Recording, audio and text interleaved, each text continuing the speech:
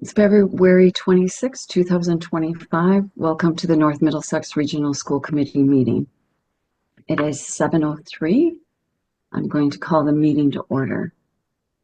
Attending members are Randy. You just want to say yes. Oops, go ahead again, Randy. I didn't hear you. Here. Okay. Jill Twigg, I'm here. June McNeil, I'm here. I can barely hear you. What's happening is it's connecting to my laptop and not my main system, so I'm trying to fix that quickly. okay. But I'm here. You're here. Okay. Lisa Bloom,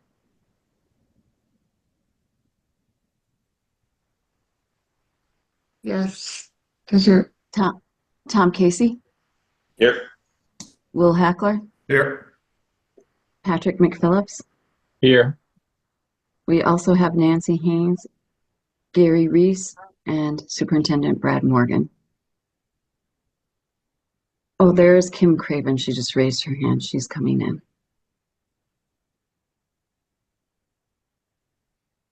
Right. This call is being recorded. Our next scheduled meeting of the North Middlesex Regional School Committee will be held at 6 p.m. on Thursday, April 10th, 2025.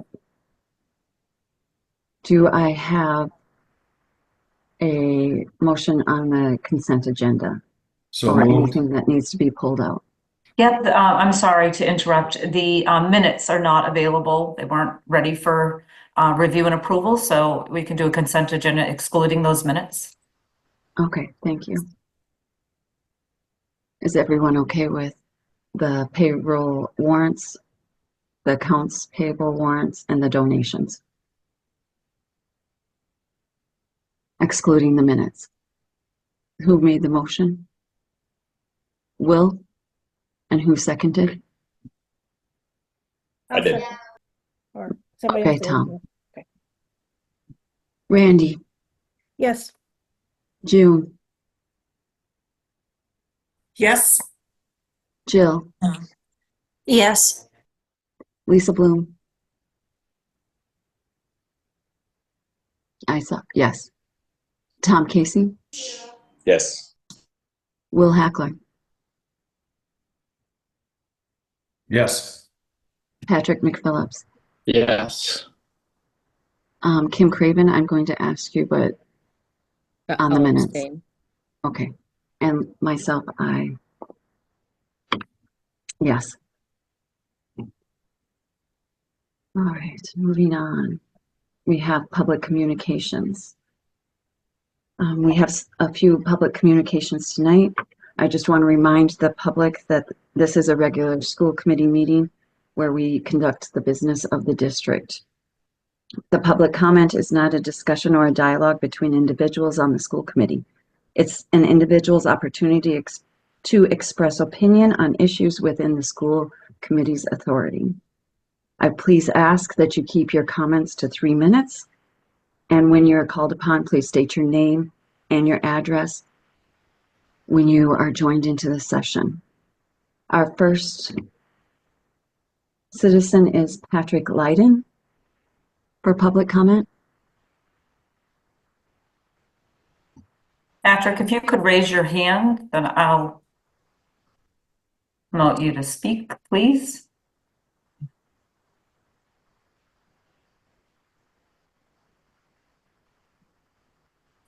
Hello? Hello. Yep, you're all set. All right, this is my first time doing a public comment, so thanks for your patience there. My name is Patrick Leiden. I am from Ashby.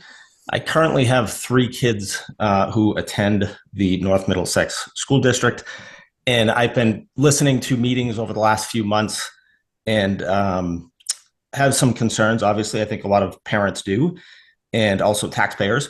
And one of the things that I know makes a successful school district is having policies to follow. And I know our students have policies that they have to follow in classrooms. I know our teachers have policies, bus drivers and so forth. And I know that the school committee also has their own set of policies. And one policy that I think is really important and relevant right now is a policy that I came across called the Retirement of Facilities Policy. I'm sure many of you are probably familiar with it, but for the public who are listening who are not, it's a policy that basically says that when you decide that there is a building to be closed, that there should be a comprehensive closing study that is done. That would cover a number of different things that would help you decide better whether or not this is the right building to close. So in the comprehensive closing study, it's a section under the school committee policy manual, section F, retirement of facilities. I'm just going to read it real quick so everybody knows about it. When a school building becomes inadequate by virtue of age, condition, size of site, lack of need, or other overriding limitations, and cannot reasonably and economically be brought up to the current educational standards, the building should be considered for a comprehensive closing study. The superintendent will recommend to the school committee which facilities appear to justify further analysis. The school committee may seek both professional advice and the advice of the community in making its recommendations as to the retirement of any school facility. This will permit the public, which originally acquired the property, to benefit from its recycling or retirement. A closing study will include direct involvement by those towns considered in the study and will be concerned with all or some of the following factors. Number one, the age and current physical condition of the facilities. Number two, the adequacy of the site, location, access, surrounding development, traffic patterns, and other environmental conditions. Number three, reassignment of children, including all alternative plans according to the committee policies. Transportation factors, including the number of children, bus, time, distance, and safety, as well as cost savings. So I guess my question for the school committee and administration, or my statement to you, because one of your policies is that you're not supposed to communicate with me during this public comment, which has been broken in the past, by the way. But as a taxpayer who's concerned about the fiscal decisions being made by this school committee and the administration, and as a father of 3 kids in the district, why has a comprehensive closing study not been completed for either AES, Spalding, or Squanicook? If it has been completed, I have looked high and low for a comprehensive closing study, and I have not been able to find one. So if it hasn't been completed, why hasn't it? I think that covered my 3 minutes. Thank you very much. Thank you, Patrick.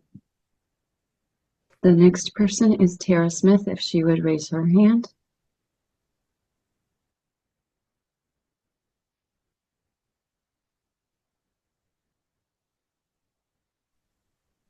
And Tara, just state your name and your address, please. Sure. Hi, Tar Smith. I live on New Ipswich Road in Ashby, and I have 2 children that will be starting in the school system. My eldest will start this September, so I'm doing my paperwork to have him join the school district. And I'm very perplexed by the information that I've seen, because I've attended several of your meetings, and I appreciate the very complicated situation you're in. I think it was well presented that we're at a disadvantage because the state is not funding us, and I understand the hard job that you all have. However, my concern is that I'm assuming every year prior to this, you have established a balanced budget and have approved it, but have so far over the last 5 years that I was able to pull financial statements have fallen short by upwards of between $9 and $5 million every year. So my concern is that you are making a very large decision to but possibly harm my eldest by making him bus at 5 years old to another town, because you're going to close a well-valued and for what I can tell, cherished school in my town to save 10% of that. You've been short $5 million last year. And this is going to save a possible $380,000 to close this school. I don't feel like you are doing your fiscal responsibility to check that this will even make any impact. You're just trying to hit a number. And I have no confidence in this accomplishing anything going forward except harming the children in my town. So I ask you, as a mother and also as a financial professional, to look at your numbers again and to reassess and maybe question the leaderships that's creating these documents. And I appreciate your time, because I know that this is an unpaid job, except for those that are actually being paid.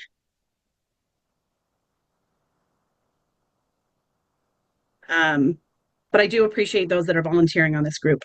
But I would ask you to do some more thought about this before you make such a huge decision. Thank you for your time. Thank you. Next, we have Shelley Jones.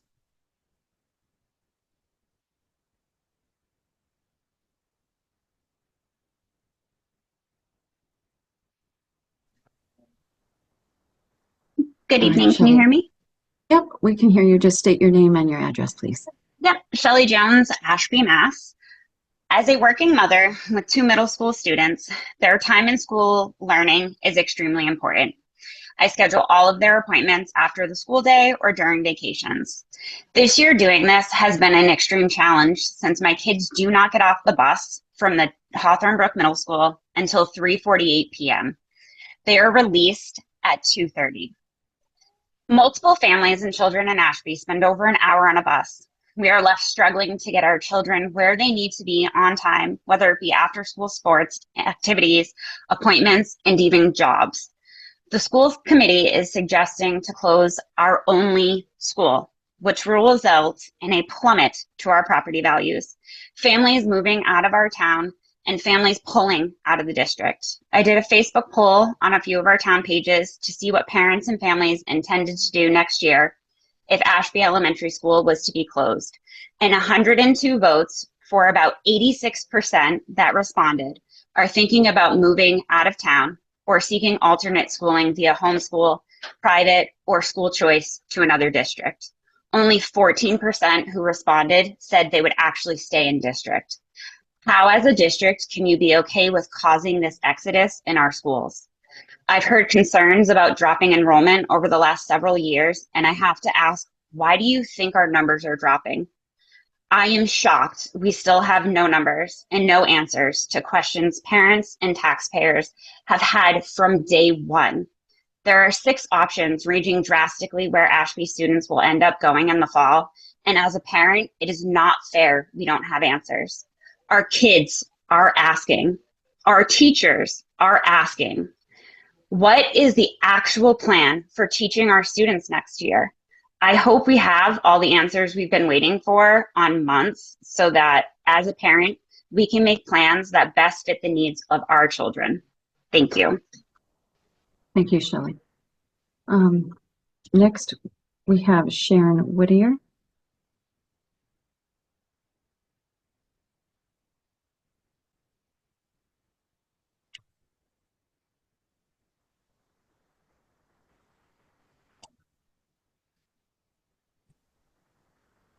Sharon, just, Oh, sorry. yeah, just state your name and address, please. Certainly. Sharon Whittier, 194 Mason Road in Townsend. Good evening, school committee chair and members.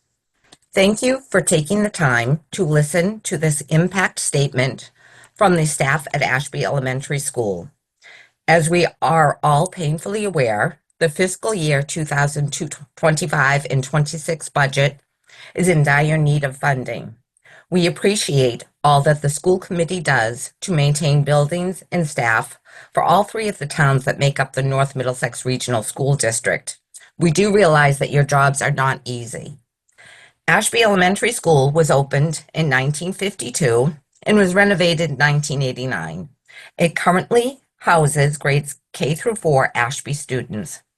Ashby has been a pioneer for the district, including housing the STEPS K through 4 programs, and we were the first school in the district to welcome a service dog, which the students, staff, and community fundraised to help with the process. Ashby Elementary School works very closely with local colleges, including Fitchburg State, Framingham State, Franklin Pierce, and UMass, by taking on student teachers from the colleges for observations into our classrooms or to complete their student teaching practicum in Ashby. We were the only school in the district in the top 66 schools in the state to raise MCAS scores last year. That was not due to class size. It is because of our amazing administration, teachers, and staff. Not to mention, currently, 3 of our grades have the highest class sizes within the district. Ashby Elementary School students and staff work closely with the community by donating baskets for holidays, Christmas gifts, and our student council makes cards throughout the year for shut-in students in Ashby. Ashby Elementary is the heartbeat of this small community. No matter the ask, the town of Ashby has always stepped up for AES, including fundraising for our new bleachers and the $300,000 needed for upgrades. The building serves as a warm and inviting place to learn. It is also a place where many school events happen that involve this small community. We have seen and heard so many times that it is only 150 students, but our students do matter. Tonight, we are their voices. I think we can all agree that each town wants to keep their own school. Townsend and Pepperell each have several schools. While closing any one of these schools will impact some townspeople and students, it will not have the same impact as closing the only school in Ashby. Negative impacts on closing Ashby. Academic disruptions may experience a decline in academic performance transitioning to a new school and/or environment.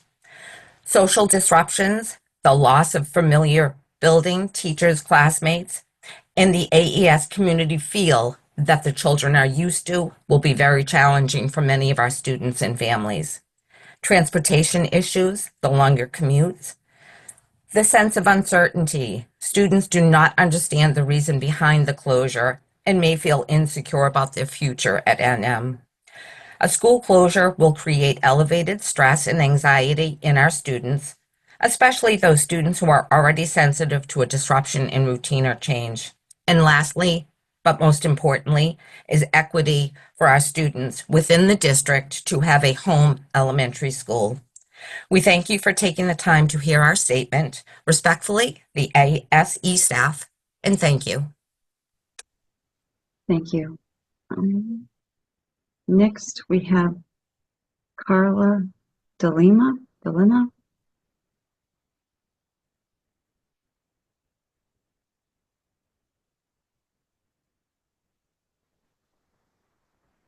Carla, just state your name and your address, please. Yes, Carla DeLima. I'm at 369 Old Northfield Road in Ashby. This is my first time attending this group, and I've been following more recently what's going on with the AES. I do have a child that does attend AES, and this is his first year attending that school. And prior to coming to AES, my child attended a private school in Groton. And when we were deciding on a public school, we went to various different towns and looked at what would be a good fit for our child. He is very sensitive and has separation anxiety. So that was really important to me that he fit in to the environment that he was going into. So we interviewed various different schools in various different districts before making a decision of where to put him into, including Groton. We did have that option as well. We decided on actually buying a property here in Ashby based on AES. That was our primary decision maker. It wasn't because of the property, the location, the price. It was basically because of the school. And that was really important to us. We went on site with my son. We interviewed the school. We met with Mrs. C various times throughout the last year prior to actually attending school to determine if that would be a proper fit for him. Coming from a very small private school, it was really important that he felt welcomed and secure in the environment he was in. And with all the different schools that we went into, It was the only school that he walked into and he said, "Mom, this is where I'm going to school." He just felt welcomed and embraced, and he felt like the environment was wonderful, the teachers were wonderful, Mrs. C was wonderful. And to me, that was a huge milestone because as a parent, I also get anxiety knowing, where's my kid going? Is he going to be happy all day? Is he going to be comfortable? Is he going to succeed in this environment? Is he going to thrive? Now, even though we did go to a private school for his kindergarten, he still was a little bit behind on his reading. And that was a challenge for me that I thought, I don't know what to do. He's going into first grade and he's not able to read at level. And right now we are a little bit past 6 months, we're past the midterm. And he went from not being able to read at all to now fully reading a book, several books, sometimes sitting at night reading 2, 3 books a night. And that is a really giant gap that he filled within a short time frame. And that's not to say that he didn't have great schooling prior to this in his private school or, the access to a lot of wonderful teaching. But AES has dedicated so much to him that this is a development that I've reached out to the school several times saying how grateful I am because I really thought that he wouldn't be able to achieve what he did today. Or what he's doing today.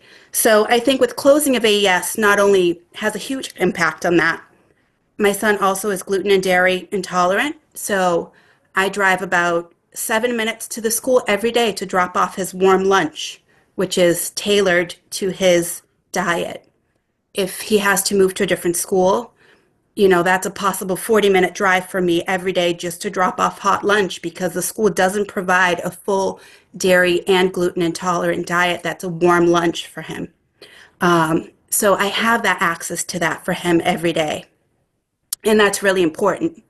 On top of everything else that I just mentioned, when we moved to Ashby, we had something that was something we've never had before, which is a community.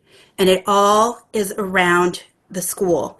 All the different activities, when we go into the middle of town, all the different kids know each other. And my son just goes off on his own and, I can see he's gathering with other kids, something that he's never done before with his separation anxiety. So not only does the school, fulfill all those different, needs that we didn't find anywhere else, but it also gives us that sense of community. So I know you guys are doing a fantastic job in making a really difficult decision coming up, but I think each of these kids, including my own son, will suffer detrimentally if the school does close down. Thank you so much for your time. Thank you. Next, we have Patrick McPhee.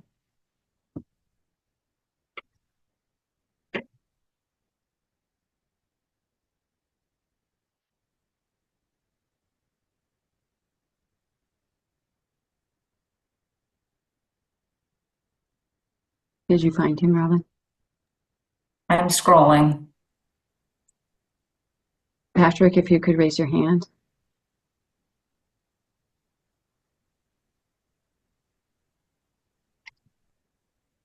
You should be all set. All right, thank you. Patrick, just state your name and address, please. Patrick McPhee on Haywood Road. So,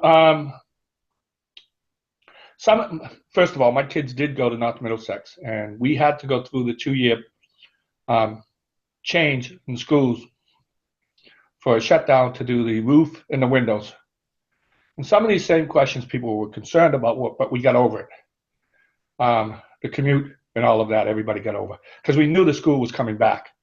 The problem with this, when we did that also, was there was a report about the school that was given before they put the station in. And the concern was by the town select board, including the one that's still on there, was we'll address that afterwards, and it never got addressed. So seeing that they put money in this time to address it, and then they cut half of it to put it back into pet projects, buying a new fire truck, or a new highway, whatever it was. I'm concerned even with the vote for the override. I'm concerned that this board does not respect our decisions and what they make commitments to. Now, I did watch the Pepperell Pepperell Committee. And I was very impressed with them, how detailed they were for their public as to why they needed the override, what they could afford for the override, what they could not afford. Very detailed. So that was a concern, and that was something that really kind of kicked me into gear, saying we're not getting the proper information. I listened to Townsend's board too. I didn't just listen to mine. One of the things that I did here is, thank God we're not running the medical as high as Ashby. They wouldn't be able to afford anything that's being put in front of them.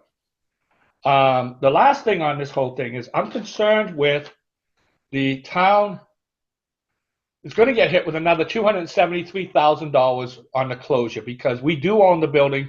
So the calculated estimate for the recapturing the amount for the windows and the roof is going to fall on the town. I know it's not going to fall on North Middlesex, so it's not going to be a cost of their closing. But it's going to fall on the townspeople also. And we're going to have to now do another override on that. I have suggested and have been agreeing to this all the way along. Put a new school, or put the $5 million into the school. I don't have a problem paying the $500 or the $1,000 extra to keep the kids here. But people aren't moving forward with that request. I know if we had done it before, we wouldn't be footing this much money. We wouldn't be footing what they put into a fire station. They would have put it into the school. We were told they were going to, and they didn't do it. And that was something that the select board said to people, the kids are in town more than they're out of town, so let's put it into the fire station and the police station. And the select board reneging on all these decisions. I'm nervous about the override. That they're going to renege on giving it to you, and they're going to put it to another highway department truck. And that's where my concern is, because they keep doing this to us. They don't hold their commitments. I would like to see a proposal by somebody in the school committee. How much? It's $5 million to bring that school up to complete compliance. Shut us down for a year, shut us down for 2 years. I went through it before. And then say, you bring the school up, we'll add you back into the community. That would be the best thing for the school. And I don't have a problem paying, like I said, the extra funds. I don't like it because we had to pay for a station that, is not more important than the kids, but I'll do both. Okay. Thank you for your time. Thank you, Patrick. We also have 2 statements that Robin is going to read from people that submitted statements to be read.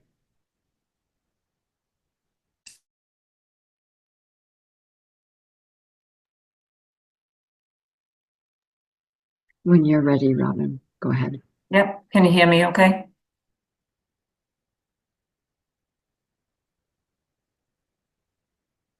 Lisa, can you hear me okay? Yes. Sorry, I was shaking Sorry, my head. I didn't have you. Let's see. Okay, so this is a statement that we received from Andrew DeRosiers. I'm an Ashby resident with a first grader currently going through Ashby Elementary School. This past weekend, my daughter was excited to experience something their first grade class had discussed in their classroom as we were away for a competition in Philadelphia. She wanted to see the Liberty Bell and Independence Hall. The importance of visiting these landmarks were bestowed upon her through the education she has received at Ashby Elementary School this past year. While visiting Independence Hall, we took a tour and were reminded of the fragility of our unique system of governance and was read part of the Constitution by the park ranger. It began, "We the people of the United States," and reminded me of our school district's motto, "We are North Middlesex." The document and the idea behind this experiment was to collectively pull together feuding states during instability after the revolution. North Middlesex currently is experiencing feuding amongst our 3 communities because of major instability in our own school district. We are currently experiencing disenfranchisement of communities with limited representation in the district, with 2 towns pitted amongst the limited population of 1. In recent years, there have been countless nonsensical debates amongst committee members seemingly using their own personal biases and made-up facts to support their ideals of a school district.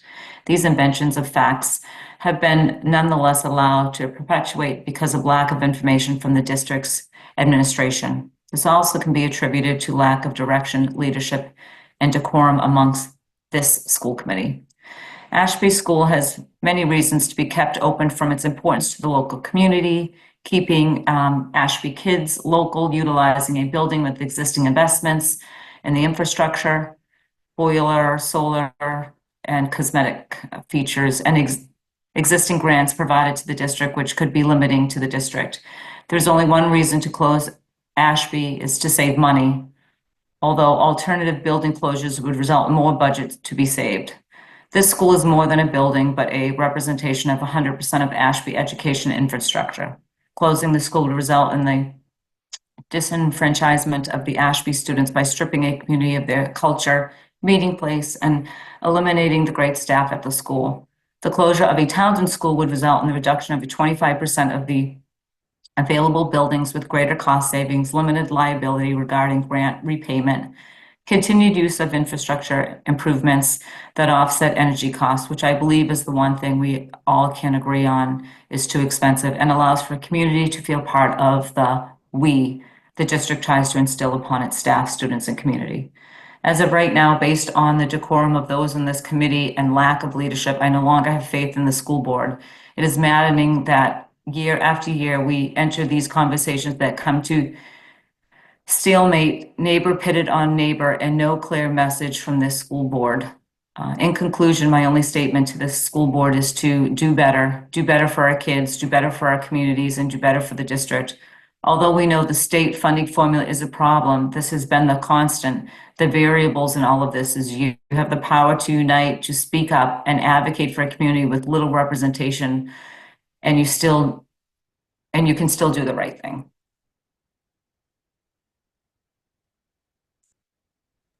All right. Do you want me to Thank read you. The next one, yeah, by Chelsea.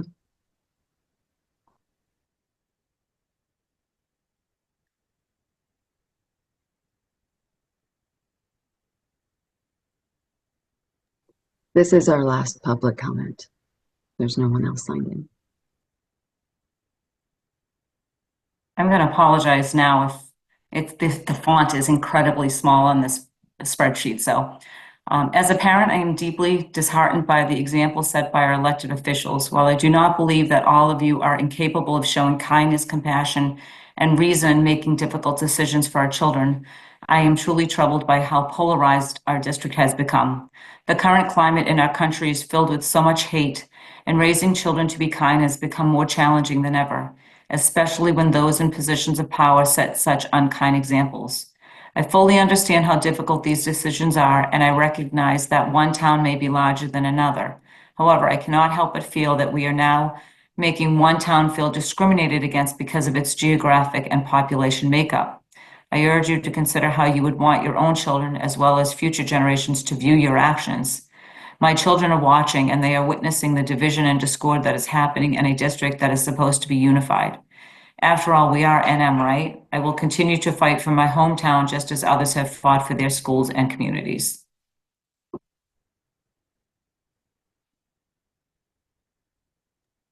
All right, thank you. All right, that will end the public comments. On to the chairman's person's report. I'm going to welcome Kim Craven. She has been appointed by the town of Townsend to fill in the rest of Bill Bird's term, as he resigned 2 weeks ago. Welcome, Kim. And that's all I have for a chairman's report. We are on to Brad, or Superintendent Morgan's superintendent report, if you have anything. I just have the budget presentation later on in the meeting. All right, thank you. On to new business. We have, is it CPAC? Is that how you say it? CPAC? Yeah, if Rochelle could raise her hand.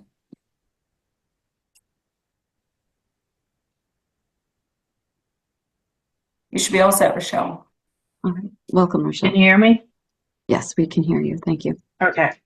Thank you for this opportunity to give you guys a quick update on what we've been working on this year in CPAC. We are always trying to bring awareness to parents.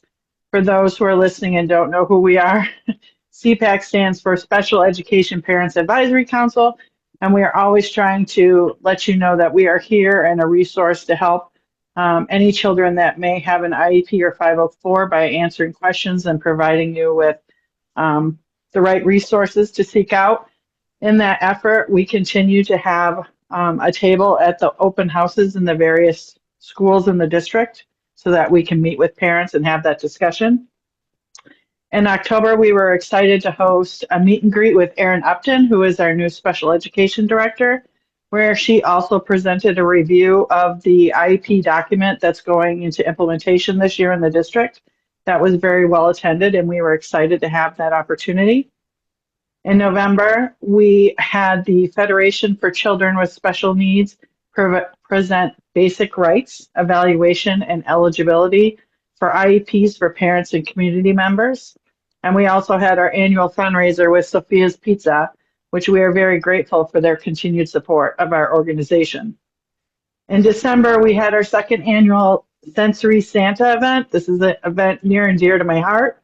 It's a great and much needed event for kids in our district who are unable to visit with Santa in a typical location like a mall due to sensory issues. So we offer them an opportunity to meet with Santa in a quiet and calm environment. We also provide some snacks and games. It's a really fun event, and all those who have volunteered thoroughly enjoy the event. We continue to sponsor Tree at the Townsend Library Festival of Trees. This year, our book featured anxiety awareness. We thought this was a fitting topic considering the mood of our district and nation at the current moment. We decorated the tree by polling teachers, adults, and children within the district and asked, what makes you anxious and how do you handle your anxiety? So it was a unique learning opportunity for anyone who stopped by our tree to get a variety of different information. As we move forward, we are looking forward to Child Mental Health Awareness Month in May. We work with the schools in the district to recognize this week in May by planning activities that are age appropriate for the students. We also have an upcoming fundraiser with Bailey's. CPAC will receive proceeds from sales of Burger of the Month in May, and we kindly ask all of our community members for their continued support. We have upcoming elections in May. We are in desperate need of volunteers and co-chair positions. This is not a huge time commitment, but we do need parents committed to helping. We have a number of great ideas that, due to lack of help, could not be pursued this year.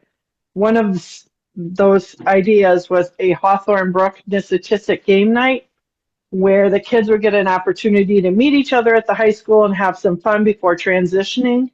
But because we didn't have parent volunteers, we can't make this a reality. So it just goes to say that we really, really need your help to make all these ideas a success. So no matter if you have a few minutes or more to volunteer, please consider helping us out.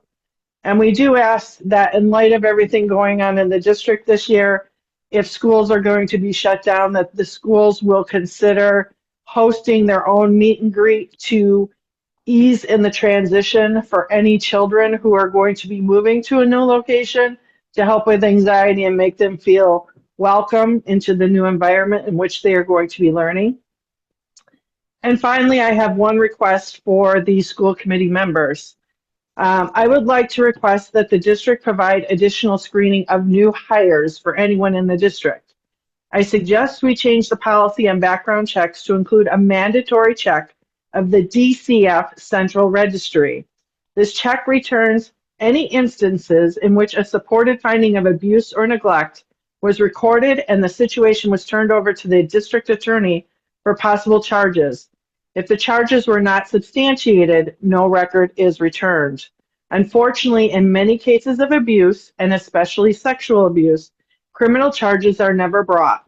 This is not for lack of evidence. It is because many parents make the decision that putting their child through a criminal trial would re-victimize them, and so they do not decide to pursue charges. So often the most serious misconduct someone could have engaged in as an educator does not show up on their record with a current background check or and local district policies.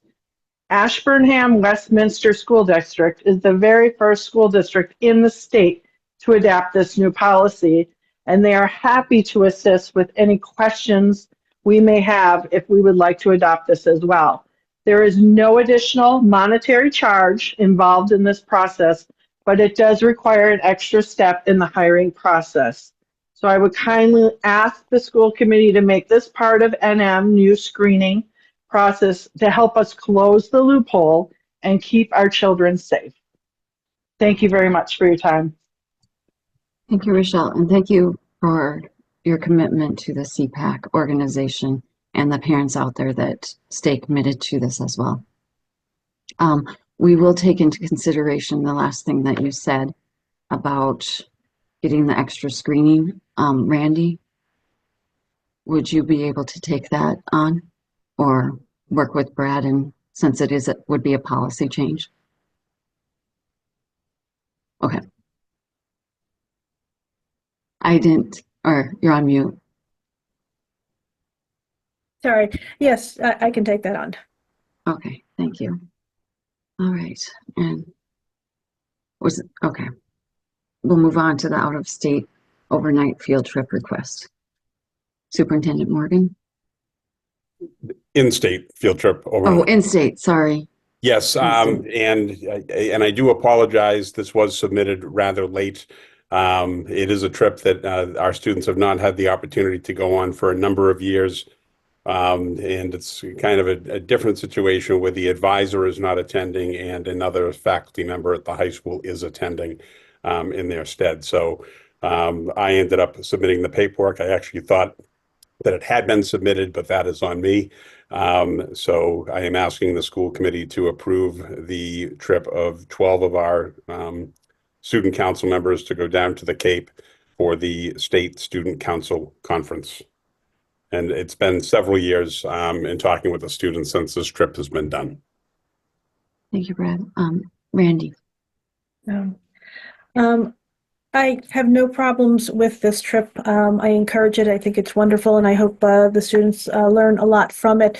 The one technicality I would like to bring up and have is that, Brad, you are bringing on the sheet for the approval is you're requesting it and you're approving it as an administrator. I think there's a little bit of a conflict there. The requester should, the approver should not be the requester as well. I'd like to put this forth to be approved tonight with the caveat that the chair can verify that it gets an additional administrator approval on this page just for just to make sure that we're doing it properly, that there's no conflicts on that end.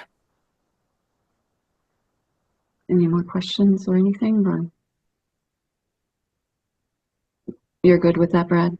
Sure. Just getting Gary or So I will move Ms. Smith? I will move to approve the in-state trip for the student council to the MASC March 3rd, 5th to the 7th, correct? I'm trying to find it on my screen, sorry. With the addition of an administrator signature at the bottom to be verified by the chair. Second. Okay, that is Randy's motion, Patrick seconded. All right, and we will vote. Randy. Whoops, sorry, Randy. That's okay, yes. June. Yes. Tom. Yes. Will. Yes. Kim. Yes. Patrick. Yes. Lisa. Yes. Jill. Yes. And myself is yes. All right, moving on to old business. We do not have any. We are moving on to the subcommittee reports. Ashby Elementary, accelerated repair. Nothing from Ashby, correct? June, you shook your head.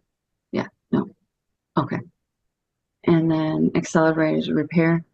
At our next meeting, I will have an update on the accelerated repair projects. And we are on to finance.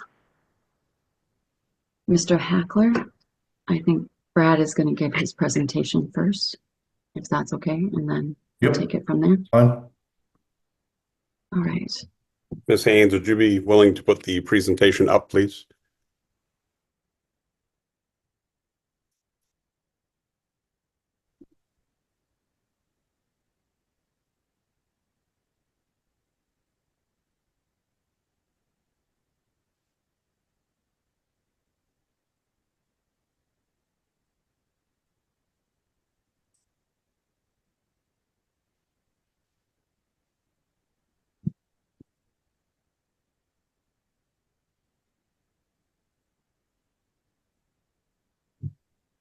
Thank you. So we just have a brief PowerPoint to go through some of the options that we'll be looking at tonight. The budget narrative that you do have in your packet is a 3.16 increase over FY25. Just to be clear, I want to make sure that we're not confusing the numbers, because there are some different numbers outlined in this presentation. And just going back, the level services budget that we originally were looking to propose was a 5.48% increase. So we've reduced that to 3.16, a little bit more than $1.5 million less in level services.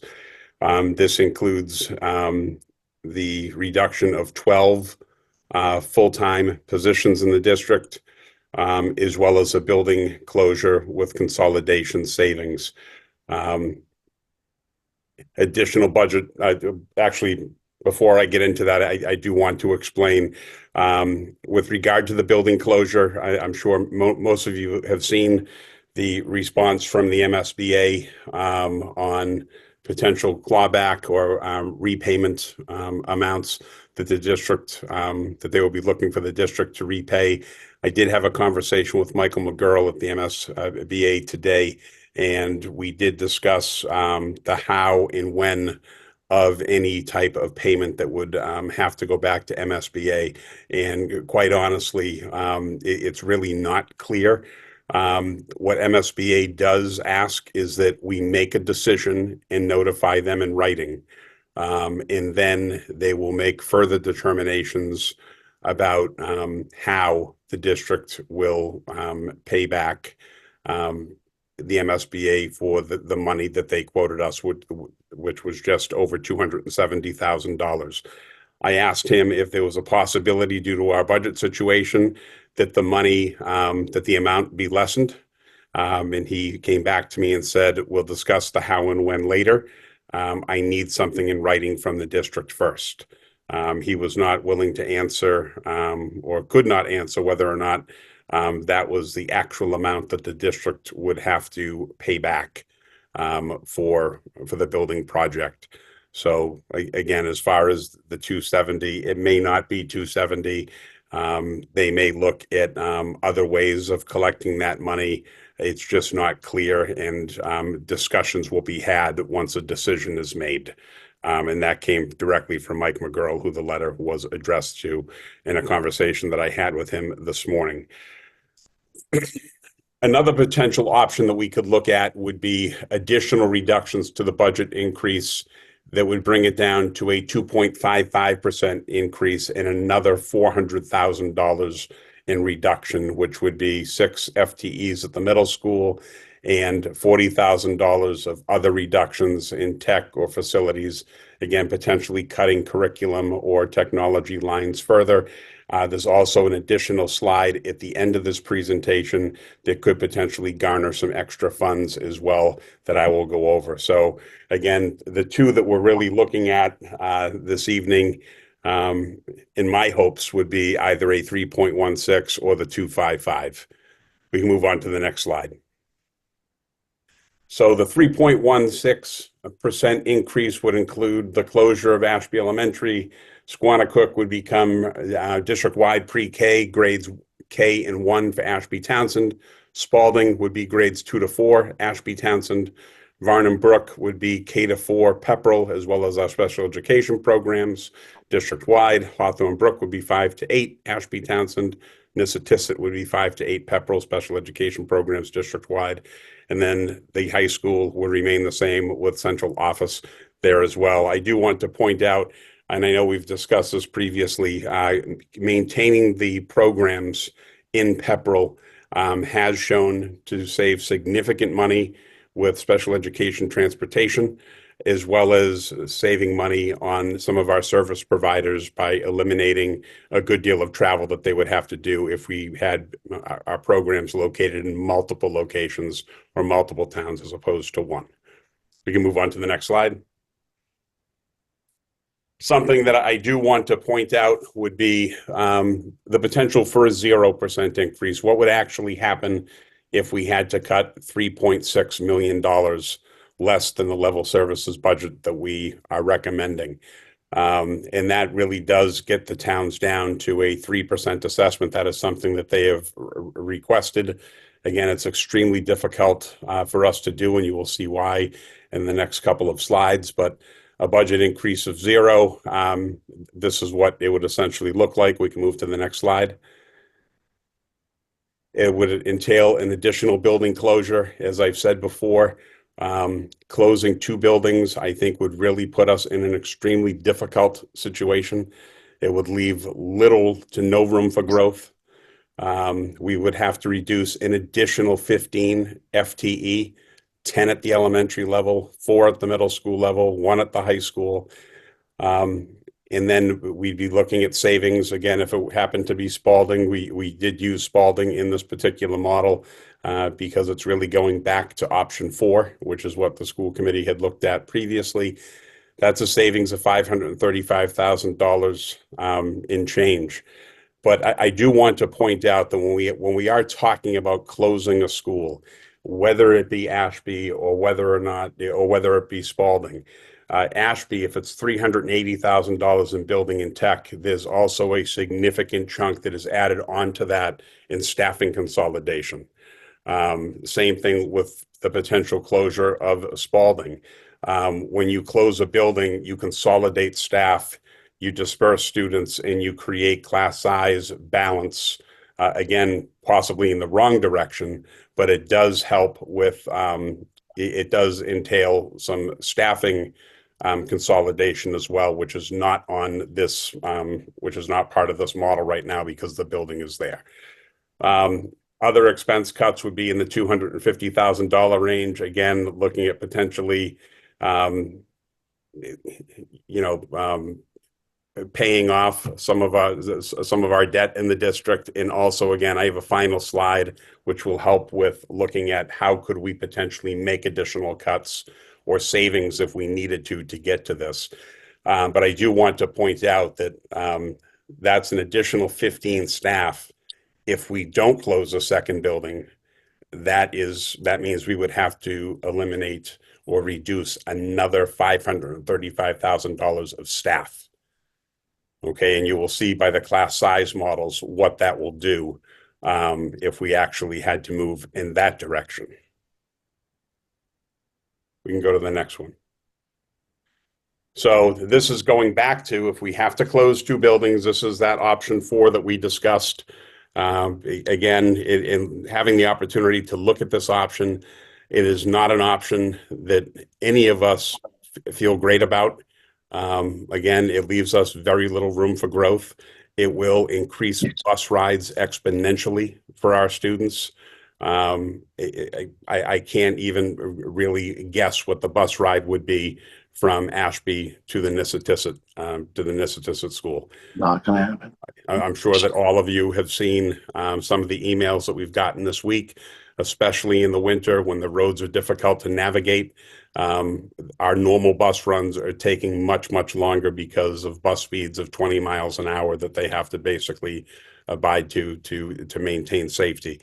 So we would be looking at very long bus rides in this particular model, and again, leaving little to no room for growth. But the alternative is, if we don't close that second building and we end up with a 0, would be having to cut an additional $535,000 in staff, because we have reached a point where there's very few places to reduce to reach a number like that. We would also have to reevaluate the location of our special education programs as well at that point, because they would no longer fit at Varnum Brook, and quite honestly, they may not fit at Nissitissit either. We would likely have to spread them out, which would be reason for additional costs as well. Go to the next slide, please. Some administrative reductions that we've talked about in the budget, and I have here for you, really, as all of you know, this year's a little bit of an anomaly. I'm at the high school. We are going without in some other areas. So I did want to just put up what our FY24 administrative structure looked like and compare it to what we're proposing in FY 2026. In FY 2024, we had 2 full-time APs at the high school, 1 full-time AD. Spalding had 1 full-time and still maintains 1 full-time FTE this year as an AP. the Director of Humanities, and then the Director of STEM, both 1.0 FTEs for a total of 6 FTEs. What we're proposing for the coming year would be to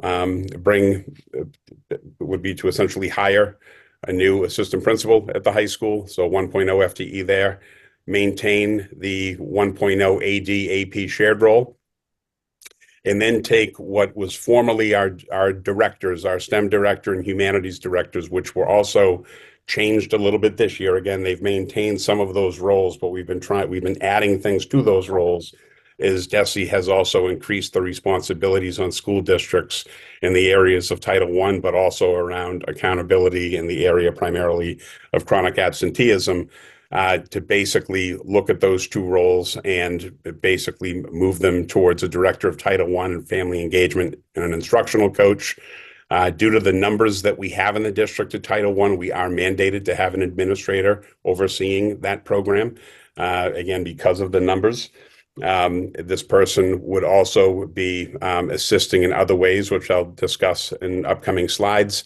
And then the administrator of academics and accountability, which would be primarily a high school position, which I'll talk about in a later slide as well.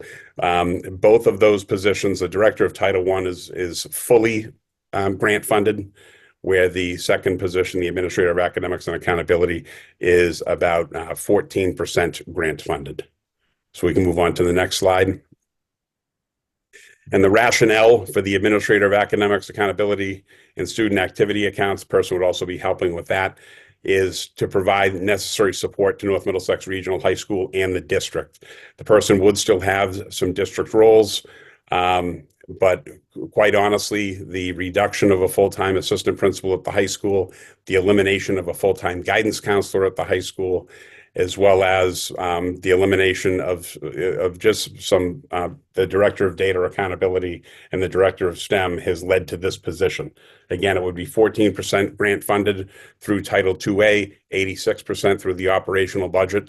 But what has happened, again, with the reduction of the assistant principal and the reduction of the guidance counselor, is that we do need some additional help with overseeing all academics at the high school.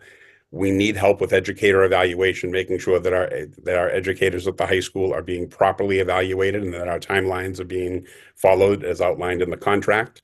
To assist with NEASC, to assist with credit recovery for the students that are struggling to graduate, and looking for alternative ways for students to obtain the necessary credit to graduate on time, to assist with transition planning after hospitalizations and extended absences, to serve as the district attendance officer. Again, chronic absenteeism is something that we have to track, we have to monitor, something that we have to pay very close attention to and do everything we possibly can to put steps in to improve our attendance.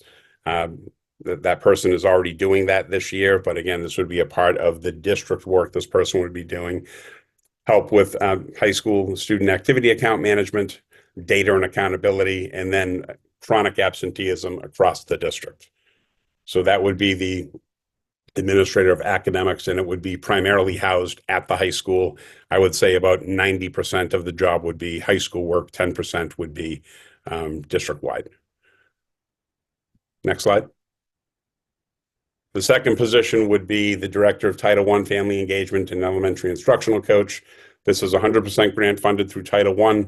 As I mentioned, it is required that there be an administrator for the Title I program. The level of supervision and coaching required is due to the change in Title I classification from school-wide classification to targeted assistance. Also, with the loss of the assistant principal at Spalding Memorial School and increased population at Squanicook, this role will assist with educator evaluation at the elementary level and be housed at Spalding Memorial. So again, would have some district-wide work, but also some targeted work with educator evaluation at Spalding and at Squanicook, where both of those buildings would be without assistant principals. You can go to the next slide.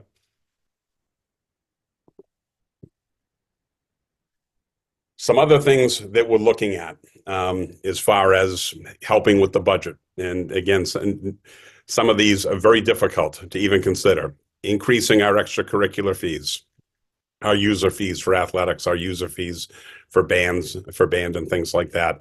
Not contributing to OPEB, which is not something that is recommended. and does have an impact on the bond rating. Do we want to consider offering a health insurance opt-out, the amount to be determined to our staff to potentially save money there? The district has sent out a survey to see if there would be any interest. We're still gathering input on that. But again, that may be an option for the district to look at and potentially save some money, which would hopefully in turn save some jobs. An early retirement incentive. Do we want to look at offering an early retirement incentive? I know that a district that I cannot name because it has not been finalized has recently offered their staff a $25,000 one-time payment if they've been in the district for 20 continuous years. They're only offering it to professionally licensed educators as an early retirement opportunity. And this district is looking at the strong possibility of saving upwards of $500,000 next fiscal year by offering this. Do we want to consider, as we did last year, having a full day kindergarten fee? Last year, we had mentioned $3,000. This would make approximately $100,000 for the district. The elimination of middle school athletics at a savings of $32,000. Do we want to look at paying off some of our leases? Whether it be the truck, the tractor, taking money out of revolving, which would have a positive impact on the budget and save some interest as well. The other thing that we have looked at, again, kind of on the periphery, is over the past couple of years at the urging of town leadership, really coming from two of our three towns, is looking at further trying to regionalize our central office administration. Last year, we had reached out to Groton Dunstable with the possibility of talking about, do we want to share some central office positions? It did not end up going anywhere. This year, there was some interest from Lunenburg. Reached out to Lunenburg and had a conversation with their superintendent. I'm not really sure if that's going to go anywhere either. But we are trying to be as creative as possible. And something like regionalizing central office would benefit both districts if it were something that both sides wanted to consider. So I do feel like we are trying to do everything that we possibly can to save money and to positively impact the budget. But as we've mentioned many times, we absolutely have reached a point where the state does need to step in because going back to that 5.48% budget increase, that was level services. That's to provide our students with what we're offering them right now. We're not adding anything. It's just to offer them what they're getting in FY25. And we're proposing this evening either a 3.16 or a 2.55. I would advise against going with a 0, just because it will have a significant negative impact on the district. And again, in some of the areas when we're saying TBD, potential savings, these are some of the things that we're looking at to potentially garner some additional funds. We can go to the next slide. So we have some class size pieces for you at 316 or 255. As you see, our class sizes are starting to climb. Grade 2 at Varnum is getting quite high. Grade 2 at Spalding would be quite high. We are certainly starting to climb into the mid to higher 20s at the elementary level, but still maintaining relatively decent class sizes with the 3.16 or the 255. You can go to the next slide, Nancy. Thank you.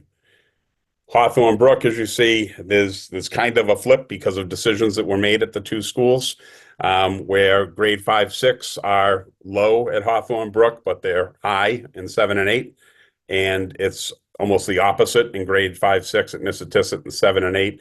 Again, those were decisions that were made at the building level.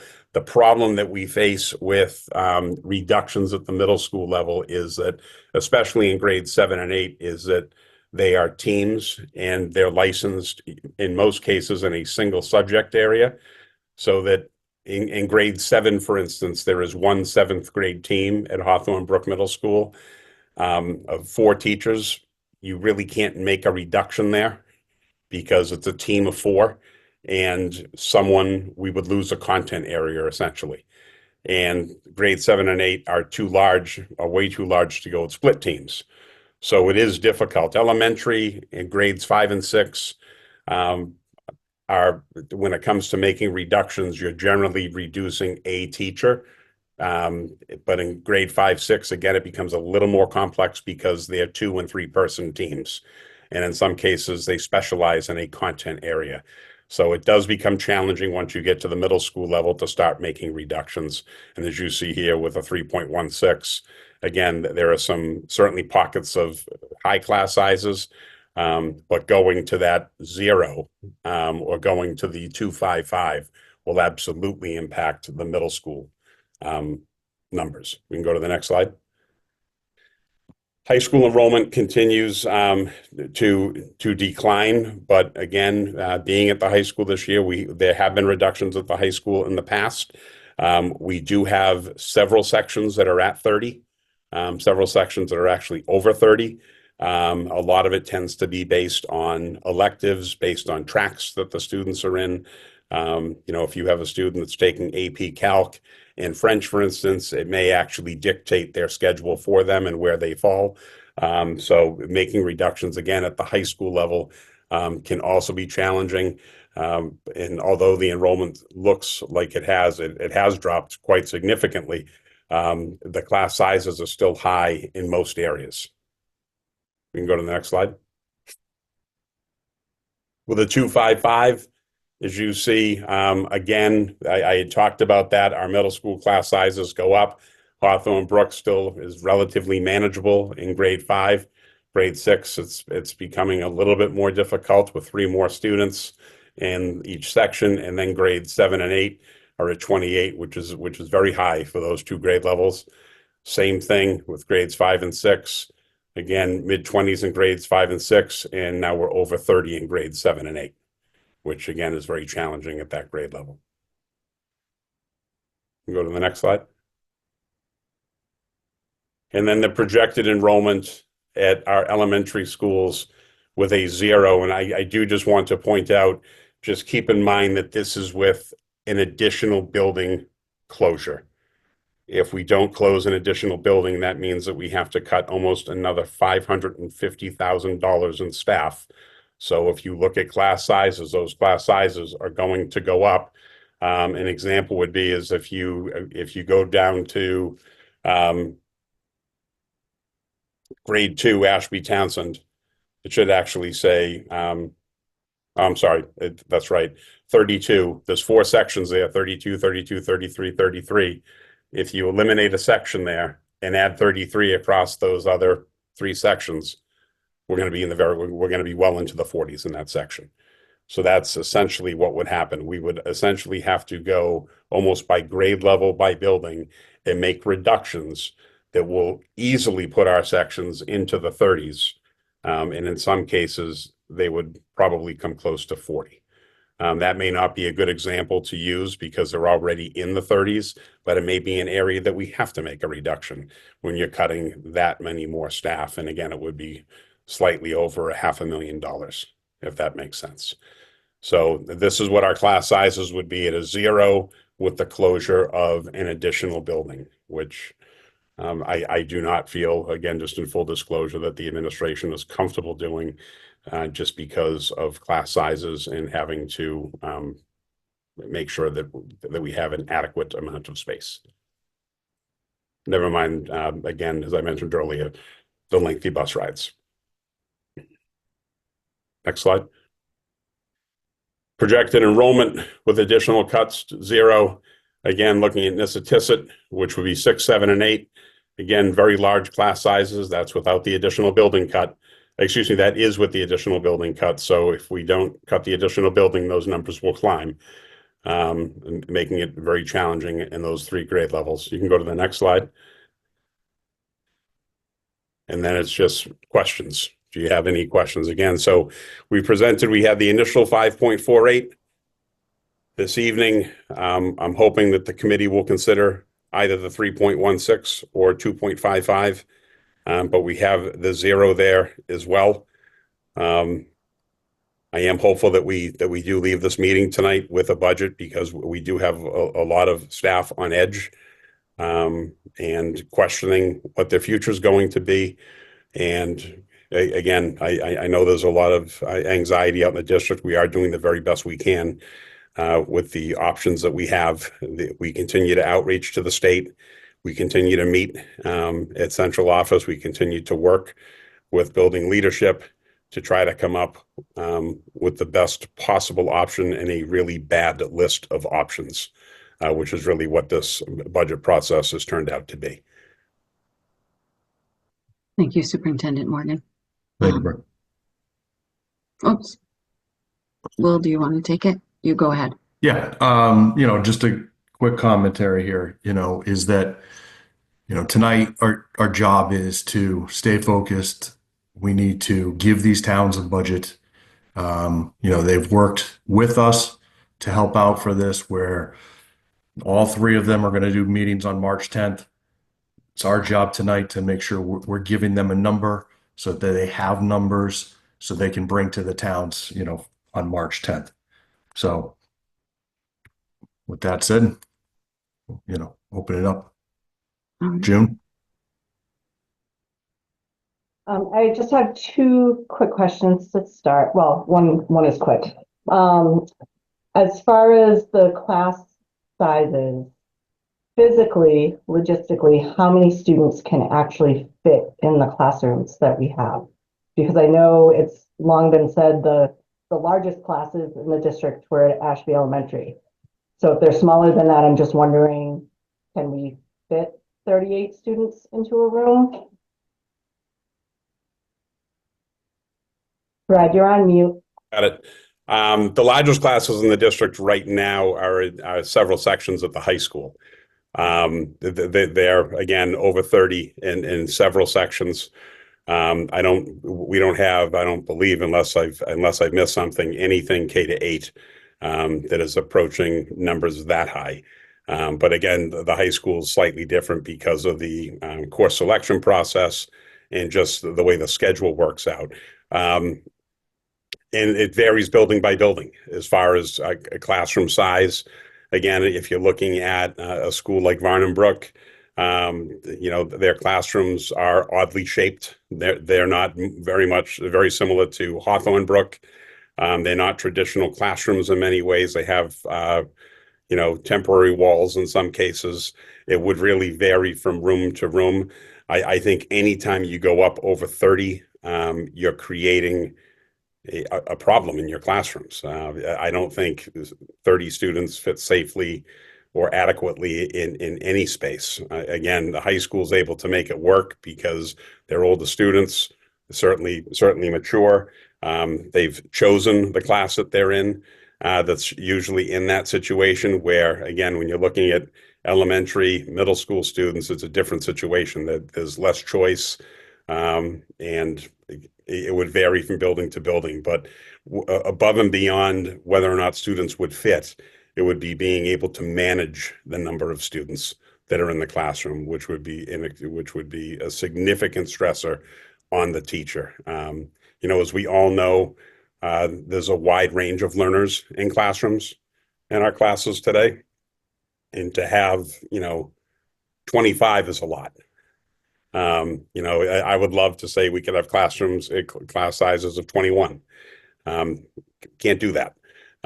25 is a lot, and going up over 30 is going to be a real challenge. So I think fitting the students would be a problem. I also think managing the students, being able to manage the different learning styles and deliver effective instruction, I think would be a real challenge.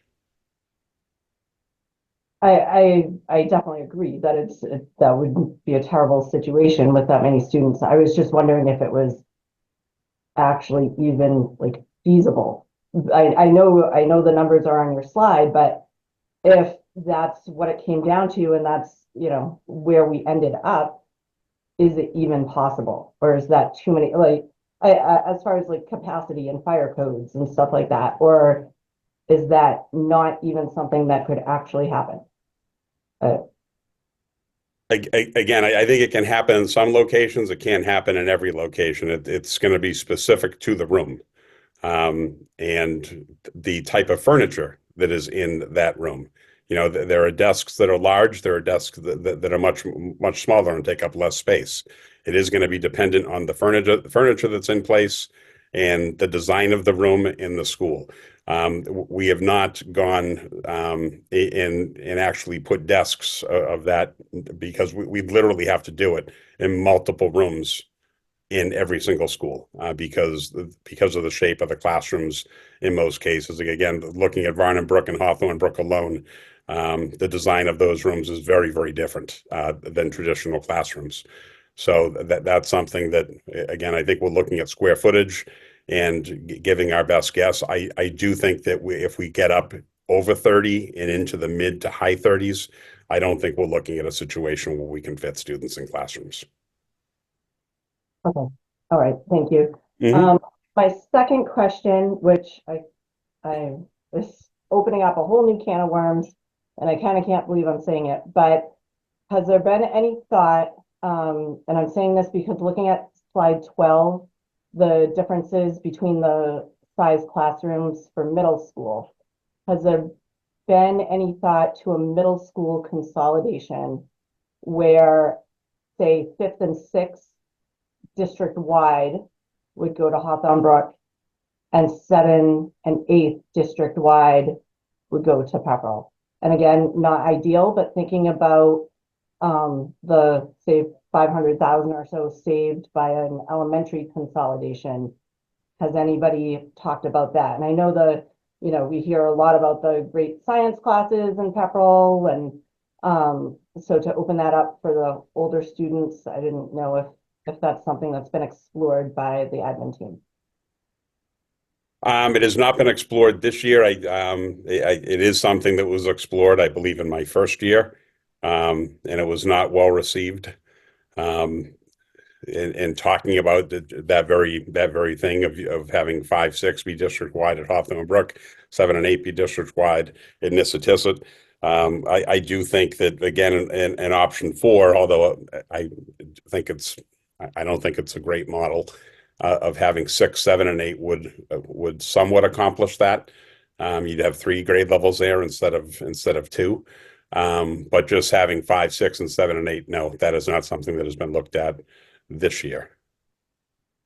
Well, I can just say it was prior to my committee time, a few months before I joined the school committee, actually, and I was very vocally against that, which is why it kind of hurt to bring it up tonight. But we were not in the same situation 6 years ago that we are right now, and it could potentially save, retain a building in the district, and again, just trying to think outside the box as to what's best for the students.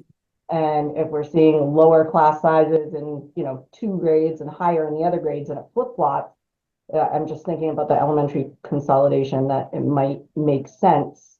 Perhaps not permanently, but maybe for a year or 2 while we get through this budget crisis. I'll have more comments, but I just wanted to bring those 2 things up right away, but I'll let somebody else go. Thank you. Randy?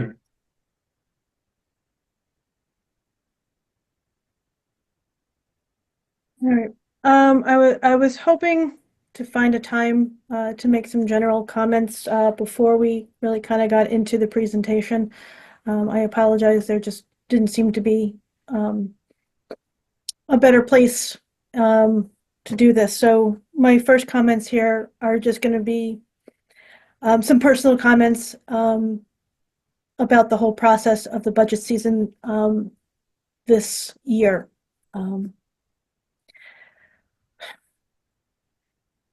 This entire budget season has really been hard on me. As people know, I've been on the school committee for quite a long time. Been through some difficult years before. And it just seems there are so many things this year that are just not going well. It was extremely disheartening to me at our public hearing to hear what people were saying, not from their opinions on fighting for their students. But it was very, very hard for me to hear so many people say, not my child, others can do it. Others can bear the burdens. The lack of empathy of the people who chose to come forward was really disturbing. You don't have to want to make any sacrifices, but we teach empathy, and empathy is at least acknowledging that you're putting a burden or acknowledging that somebody else is going through something. And I didn't hear any of that from the people who chose, or most of the people that chose to speak. So I really want to reach out and speak to the communities. I know there's so many more people out in the communities that are empathetic. They do understand what's going on, and they feel for the people that Ashby students that may have to be bussed out of their town from kindergarten on. They're already doing that from 5th grade, and at least acknowledge that that is something that they are burdening that community on, that that community has to endure, that they do not. And I'd really like people to think about that when they're looking at this district. We are NM. We have spent a lot of energy. The administration here has put so much work into creating a culture within our district. The district is 3 towns of we are NM. And I have seen this budget season tear it all down.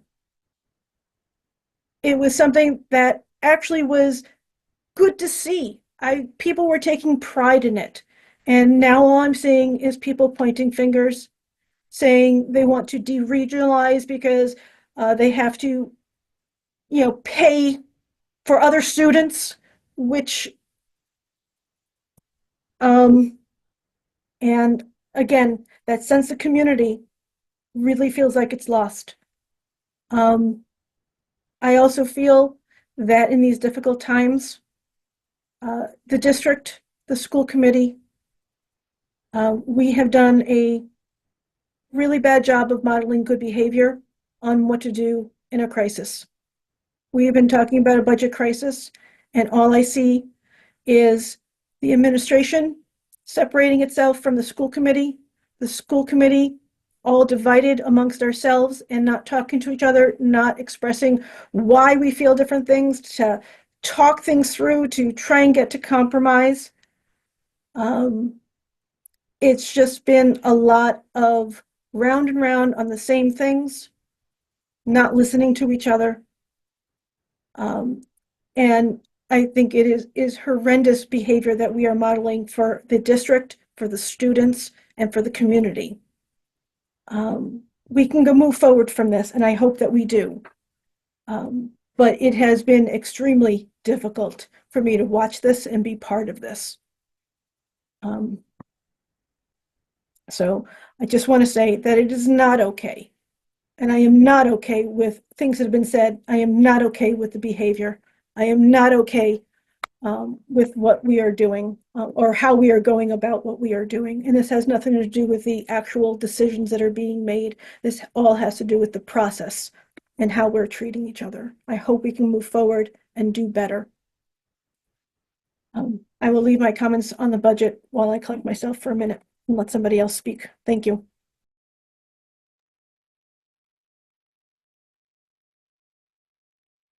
Okay. I'd like to go around, the whole group first here, June, before we come back to you. Anyone else next?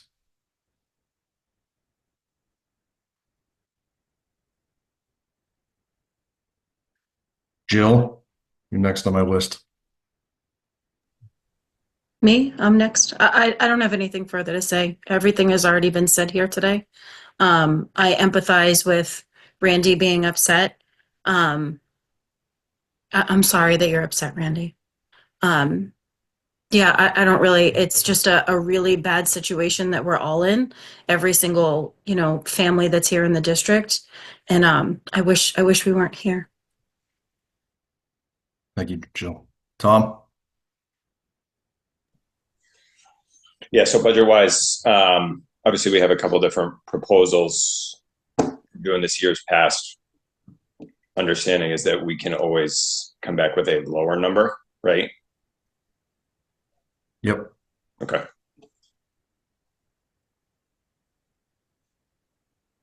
Okay. Patrick?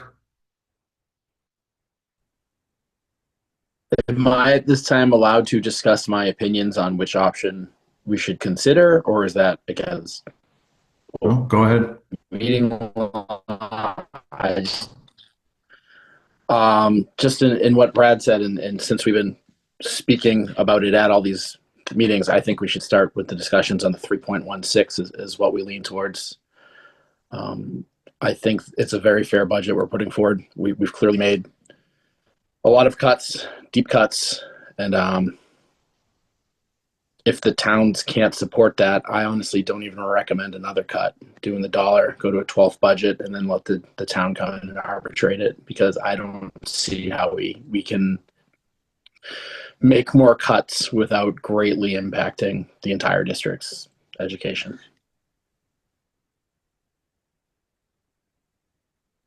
Okay. And just a second thought while I have the floor. I've received a lot of emails on buses, and I just want to let the people know that I am digging into that and looking into that. I understand snow and winter have been a cause for some of it, but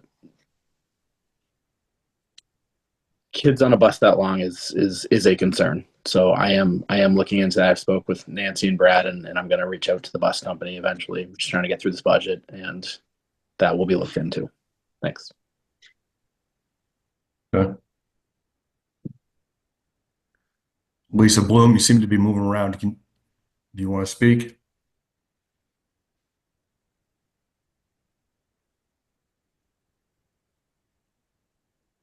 Yes, I'd just like to say I 100% agree with what Randy said. After the last meeting and William Berg resigned, due to the activities and conduct of what happened in the meeting, I was pretty close myself, but I wouldn't do that to our community and to our students. I don't agree with Ashby being closed, especially due to the letter that we received from the Massachusetts School Building Authority. And I do believe that we should rescind the Ashby Elementary School vote from closing and discuss more than closing that.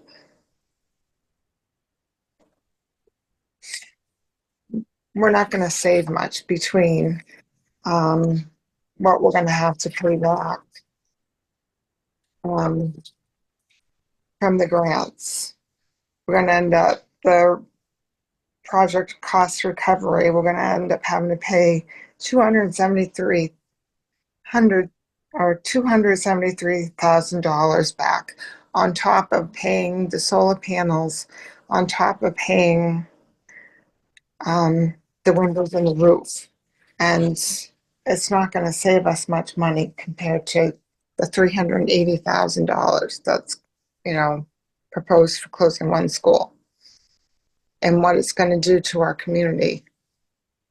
Ashby needs a school in their town as a regional district.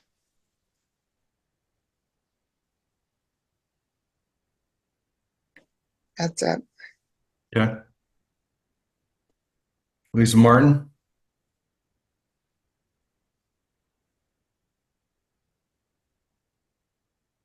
This has not been an easy budget season, and I realize that for everyone. And it's not to say that, like, there's been several tears shed by all of us, because we do take this job at its core, and we do care about our students and our communities. Um, these are not easy decisions.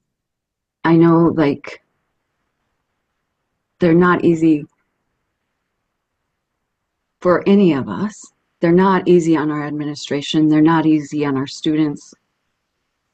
And they're not easy on our teachers. And for years, we've talked about this happening to some extent. The ESSER funds disappeared. It just put our problem down 5 years.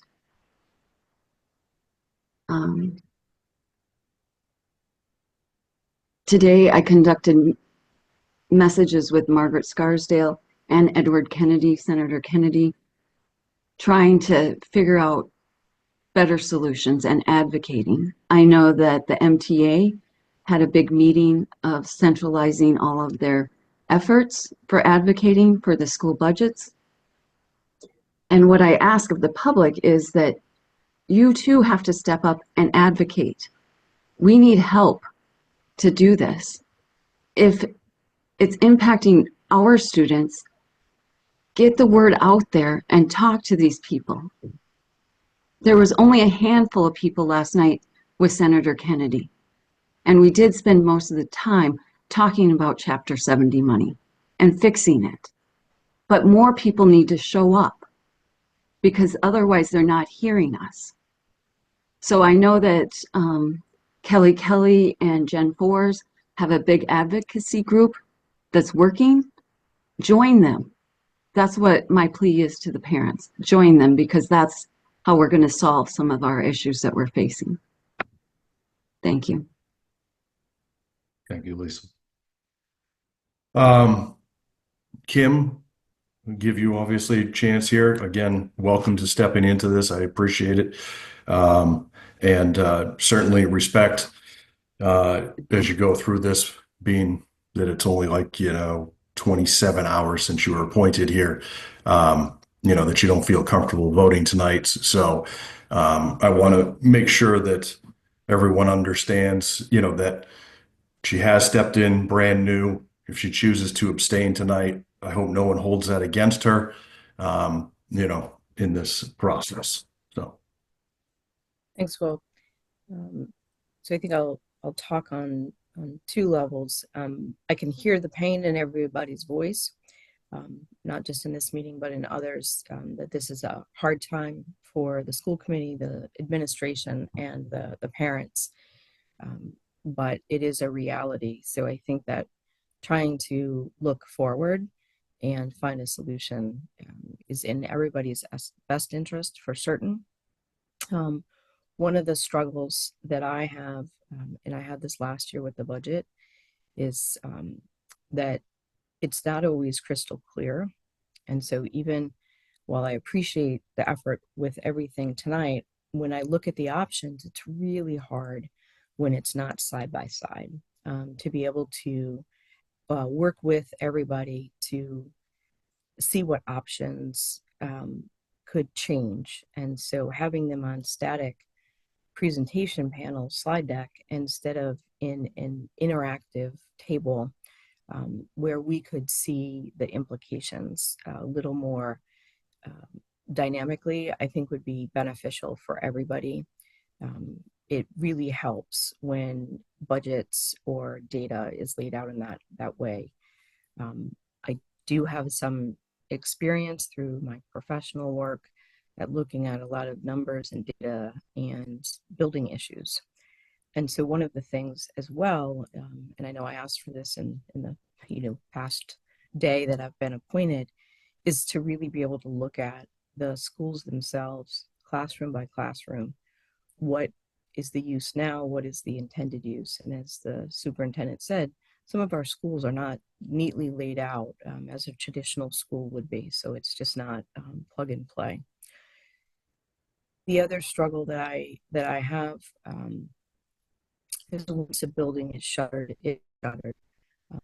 And there's folks on this call that know me. I do talk that if there is shuttering, we do need to have a reuse plan.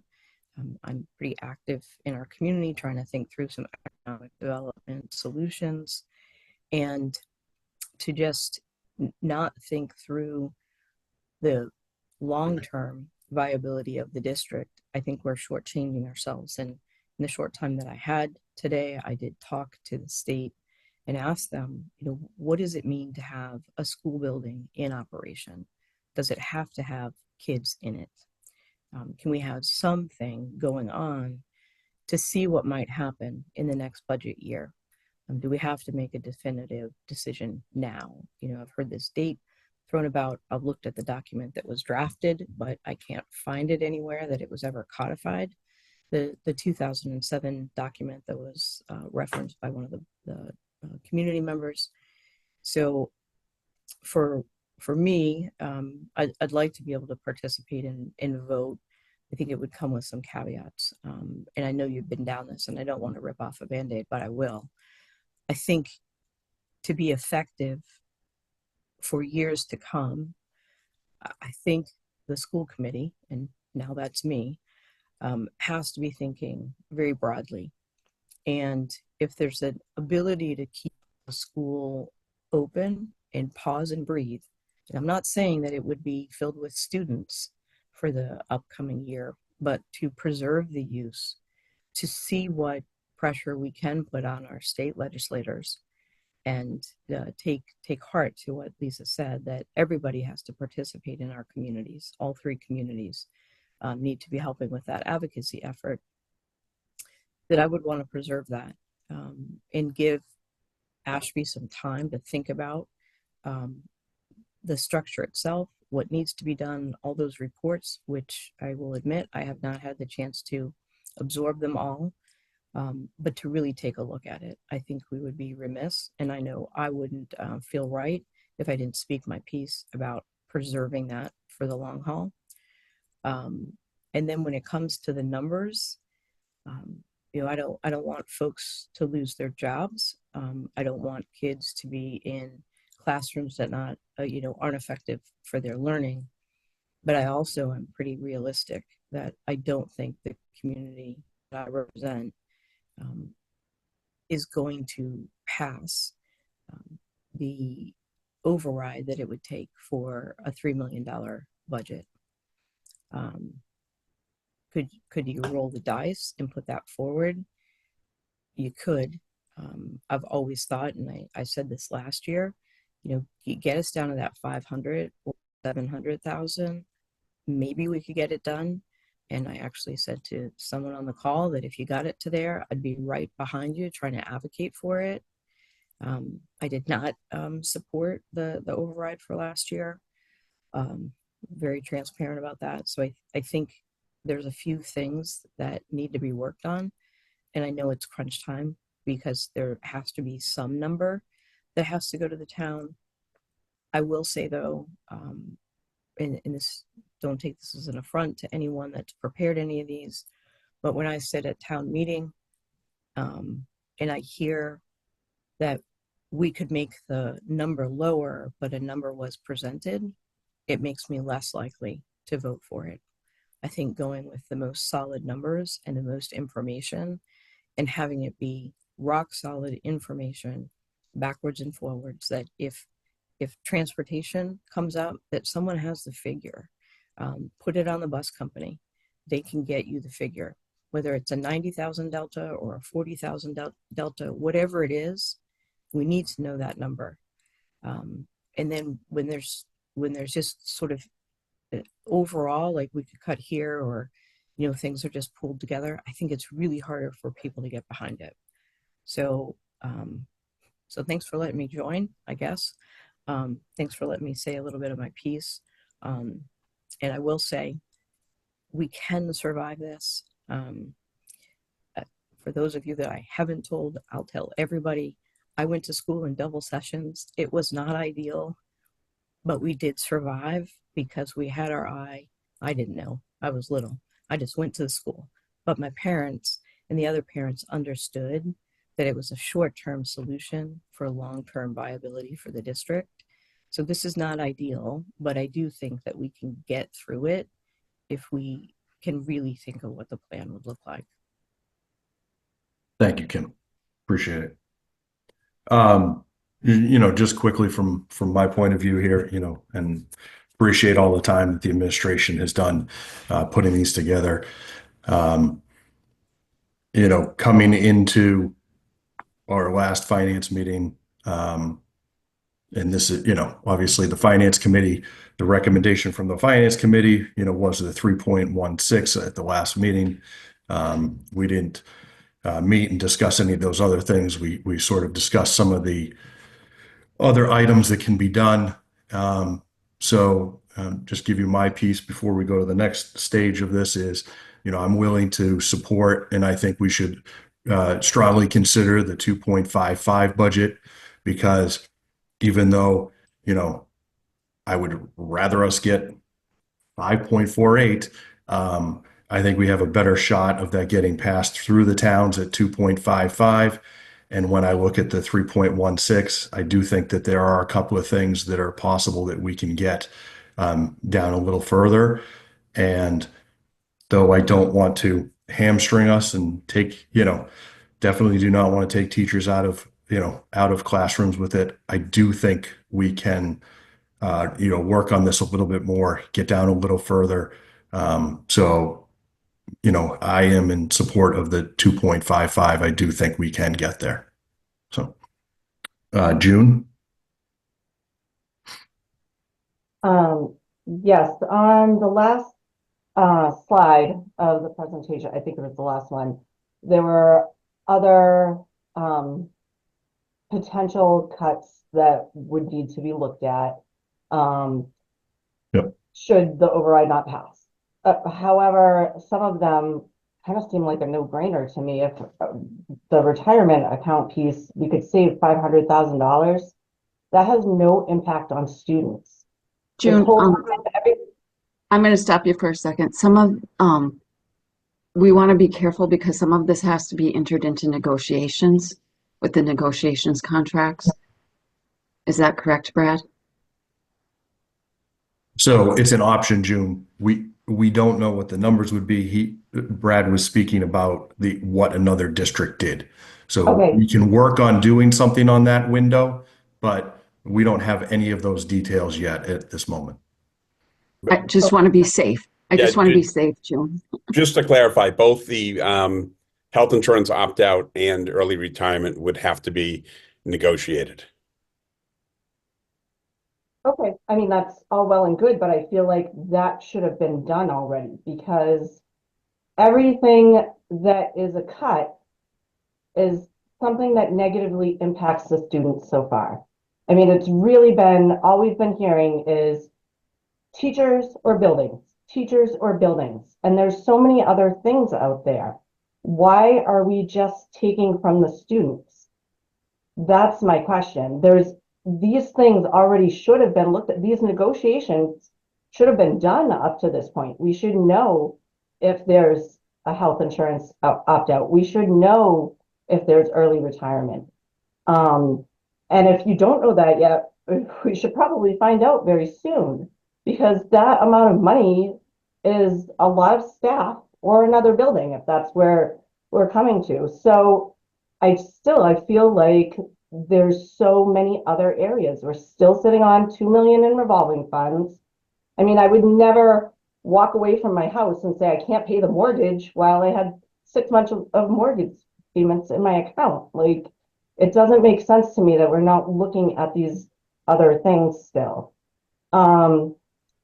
And again, the closure of Ashby, I understand a grade consolidation and consolidating Ashby and Townsend, and I don't think that's a bad idea. I realize there's a savings there, which is why I brought up the middle school savings as well, although I truly don't want Ashby kids to go to Pepperell, but it's, at this point, we're trying to pick the least of the very worst options.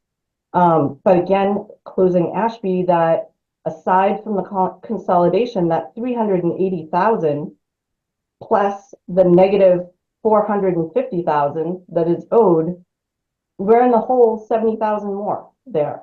So I just don't, if this is about numbers, again, why did we pick the option with the absolute least savings? Because it doesn't make sense to me. And as Kim kindly pointed out, we can't get back from that. Like, I really think we need to explore a way that we can keep Ashby open at least through the next year or so. I mean, we keep talking about the state coming in to save us at some point, but it might be a year or two out. Let's do what we need to do to get through this year or two without hurting the students more. And I'll tell you right now that there is absolutely no way that I am supporting a budget that includes discriminating against a chunk of students because they live in the smallest town. Bottom line, I absolutely will not support any of these options that include that. Brad, did you want to answer a couple of those? Yes, just a couple of things. As far as talking about health insurance opt-out, that is something the district looked at a couple of years ago. It really did not turn out to be beneficial at all. It is something that was put on the table, I believe, a few weeks ago, and the other option of early retirement was just recently discussed. I just being honest, I would not enter or begin conversations with the union without school committee approval on either one of those, because I would want school committee approval in order to begin or to reopen the contract, which is essentially what I'd be doing, or at least having a side letter be established. And I did just want to clarify, again, I'm not in favor of closing any building, whether it's Ashby, whether it's Squannacook, whether it's Spalding. But I do want to say that it's not, and I'll use Squannacook as an example. If it's $350,000 that's being saved, it's not $350,000 that's being saved, because we're saving approximately an additional $720,000 in staffing consolidation to balance class sizes. So a building closure is really, if you're looking at it, around a $1.1 million savings, because you're not just closing the building, you're also consolidating staff by balancing class sizes. So that's, I do just want to clarify that the 380 is just the operational cost, the maintenance, the heat, other utilities, things like that. It does not include the staffing consolidation as well, which is a part of what's in this budget. Same thing with option 4 that has 2 buildings closing. That's about $1 million in building savings, but then almost $2 million in staffing savings, because there is a $3.6 million problem that we're looking at right now. Thank you, Brad. Mm-hmm. Randy? So a number of different things. One actually addresses something that Tom had said and something that Kim had said. Actually, let me start off first. Kim, thank you. Welcome aboard. And I really think that your involvement in so many other municipal and boards outside of this school committee, I think that experience is going to be very beneficial to this school committee. So thank you for joining us, and I look forward to working with you. A comment that got made as far as voting in a number now and lowering it later. Kim, to your concern, the reason why we usually do this is because around this time we have to certify a budget to send to the towns, usually for their May town meetings. We have 45 days beforehand that we have to give them a budget. At this time, you may or may not know, but as far as things like the state money that we're going to get, all that's out is the governor's budget. And so we don't have definitive numbers, and we never have had definitive numbers at this time of year from the state. And so we usually have that caveat is we get our best guess going now. And then if we get more revenue from the state, if we get something else coming in, if there's another big change that we didn't know at this time, we do have the option to lower the budget before the town meetings and then lower the assessments for the towns at that point in time. That is the reason why we always sit here and say we can always lower it up until town meeting, not because we want to go in high and just be like, we're not going to put the work in now. No, it's a matter of there's so many moving parts that we just don't have the information for. As far as Tom, you are absolutely right. That is what we typically have done. The difference this year is it's not a May meeting that we're looking at trying to get them a number for. We're trying to get the towns a number for March 10th, because whatever they vote on March 10th goes onto the ballot on April for them to go ahead and vote on. I'm not sure if maybe somebody else has the answer. I'm not sure if once that's voted on at town meeting, can they lower that on the ballot? Or is what they vote for the ballot done and that's it? Anybody know the answer to that? I'm going to assume that they cannot lower it once it's voted at town meeting for the ballot. And if that's the case, then we really don't have the time that we normally have to dig in for more savings and wait for numbers from the state. So what we vote now really does have much larger consequences than what we typically do at this time of the year, simply because the number we give the towns now will determine, whether we get extra money from them or not. If we have a number that the towns will not, if we want to put in $3 million to the towns, and the towns are like, absolutely not, then we don't have $3 million. We can go through the process again at the May meetings, but I don't think that's something that we're in a position to do. If we decide now that, $2.1 million is the right number to send to them, is it, $1.5 million to send to them? Is it $1 million to send to the towns for an override for our budget? It is definitely much more consequential, because obviously the lower the number, the higher the chance that we have that we can get the support from the communities to give us that extra money to keep so much of this valuable stuff in the budget. I do like Kim's idea, as if we can not completely shut down any building this year. I did want to thank Patrick Leiden for bringing the policy up, the FCB. I do apologize to everybody on this board that I did not pick up on that and bring it to you, but that is a policy that is in our books, and it does call for a comprehensive study.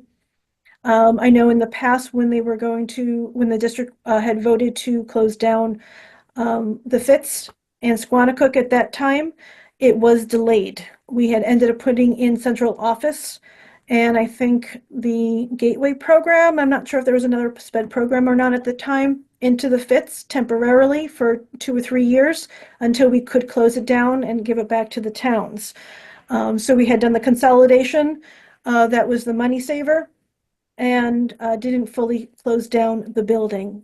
So if that is an option here, I would definitely want to try to explore doing something like that, because I don't think we have all of the financial information on Ashby. I do support the consolidation that's being considered as far as bringing Townsend and Ashby together in kindergarten or earlier. I think it has a lot of educational benefits that I would definitely be in favor of. How that structure works best for both towns, I think, is yet to be discovered and decided. But I am definitely in favor of the educational benefits, which we are not talking near enough about. So if it is an option at this point in time that we can, keep Ashby open and maybe do a trial consolidation and see how things are going and get more information on Ashby, I think that might be well worth it, especially for the trust not to put, decisions off some more. But there's a lot of information that we just don't have. The additional ideas, I agree with June, that we need to explore these. If you need a vote from us tonight, Brad, to start talking to the unions for some of these options that could possibly benefit us financially, not harm the education of the students, and be something voluntary that the teachers are willing to do, so it's not something that we're forcing a change for them, I would be all for that and going for that and using those savings in our budget to try and save more positions in this district. During COVID, we had an awful lot of slide in education. We're still recovering from some of that. We know that supports for the general education students, when they are removed or they are weak because of COVID and being at home, and not to the district's fault for that, but we know when they are weak, we have more children who wind up with IEPs and 504s and needing extra supports, which costs the district more. If we are going this route, it's going to be an awful spiral if all we do is look at taking teachers away. I think administration is extremely important. I know there's a lot of people out there who talk about administration as being top heavy and we don't need and just put everything down to the teachers.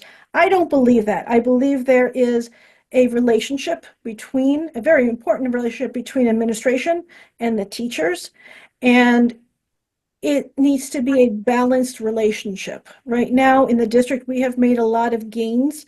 We have a lot of things that we're looking at in administration, whether it be through someone's partial job, someone's full job, things like data analysis. That kind of stuff is wonderful, and it's helping us to refine our curriculum and refine the education process for our students. If we are taking a step back and making these teachers' jobs more difficult by putting more students in their classes, that refinement is not doing anything right now. I have a problem with this budget only looking at the general education teachers and supports, because when those go, there's counterparts in the administration that needs to be taken a look at and pulled back, because they're just not going to be effective when we're trying to have a greater need in the basics of teaching. We don't need the refinement of curriculum at that point in time. Bring them back when we get settled back again with the teachers and the students. I really would like to see a more balanced budget from the standpoint of reevaluating some of those positions. We're putting more positions in at the high school. We have less students going there. We pulled back in half of a assistant principal at the high school because the enrollment went down. It's going down even further, but we're putting in another position. Why is that needed? If there's less students, we need to take a look at not adding more administration, but adding in more supports for those students. And I would like to see this really kind of look a little bit more balanced in how we're adjusting our education model from that standpoint. All right, can we give a couple other people some time here? Yeah, I'm just going to I think that was it for right now. Okay. But unfortunately, we don't have a lot of time to make any of these changes. Yep. I'm going to go to Patrick next, and then Kim, and then back to Lisa Bloom from here. There's so many things to say now. I'm sorry. Just going back to June, I feel like the first time we've heard about the healthcare in the early retirement was just a couple weeks ago. So I think we are pressing forward with that. And just as part of the why, I feel like most of these meetings have been taking up on arguing for 5 hours about Ashby. So I think that's part of the why on why we haven't had time to discuss other cuts or other options. Just to go back what Kim said about the possibility of closing Ashby for the year for like construction so that the kids move out for a year and give us time. I actually called Randy 2 weeks ago with that idea. I think that's a possible idea. So I don't know if anyone's done any further research or if that's an option, because if the state comes in and gives us the money, I acknowledge that it would be easier to close Ashby for a year, get it off of our books, allow them to do whatever minimum amount of construction they have to do to keep it closed for the year, and then we can reassess. It buys time. It takes those costs off the books. It's the closest I think we can get to a win-win. I acknowledge we're running out of time to figure that out, but that is something that gets the money off the books for the year, consolidates, like we've discussed, And then from there, Ashby can decide if this money's still not there, it gives them time to figure out if they want to deregionalize, or if we do that route, it gives them time to either see the new system and yeah, it works, it stinks, but it works. And it also gives us the option of the state kicked in more funding. We don't have to close the school. I don't hate that. Thanks, Patrick. Just my thought on that. Okay. Kim? Yes, just real quickly to the superintendent's point when he said that we don't see everything when we just see the closing of the school. If there's a way that we could work together effectively with you in the business office to create some of those dynamic tables, I think that it would help not just us as members, but the community too, to really just see and understand these figures a little bit better. So anything I can do to help support in that endeavor, I'm happy to do so. Thank you. Lisa? Yes, this is just to Randy and Patrick Leiden. We did have a 5-year policy meeting scheduled for the 4th, but we ended up having to cancel it the day after the last meeting we had. And the policy FCB, retirement of facilities, was on that agenda. So the next 5-year review meeting that we have, the agenda is already made and that's there.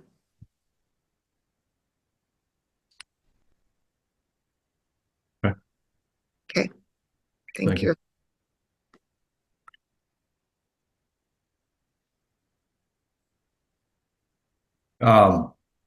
Just again, we're at the 2-hour mark here on the meeting. I think, we do have to make progress for moving forward, giving these towns a number. So, I certainly understand, we have different details and things like that we'd like to discuss. But I think when it comes down to it, we've got to give this overall number to the towns. So we got to make consideration for that here. Brad? Would there be a situation where the committee would consider a 2.55 budget, the closure of Ashby Elementary for the 2025-26 year, with the model that was presented this evening and the budget narrative, be something that the committee would entertain? We'd obviously have to look at making some additional reductions to get to the 2.55, but maybe that's a starting point so that the towns get the number. Randy?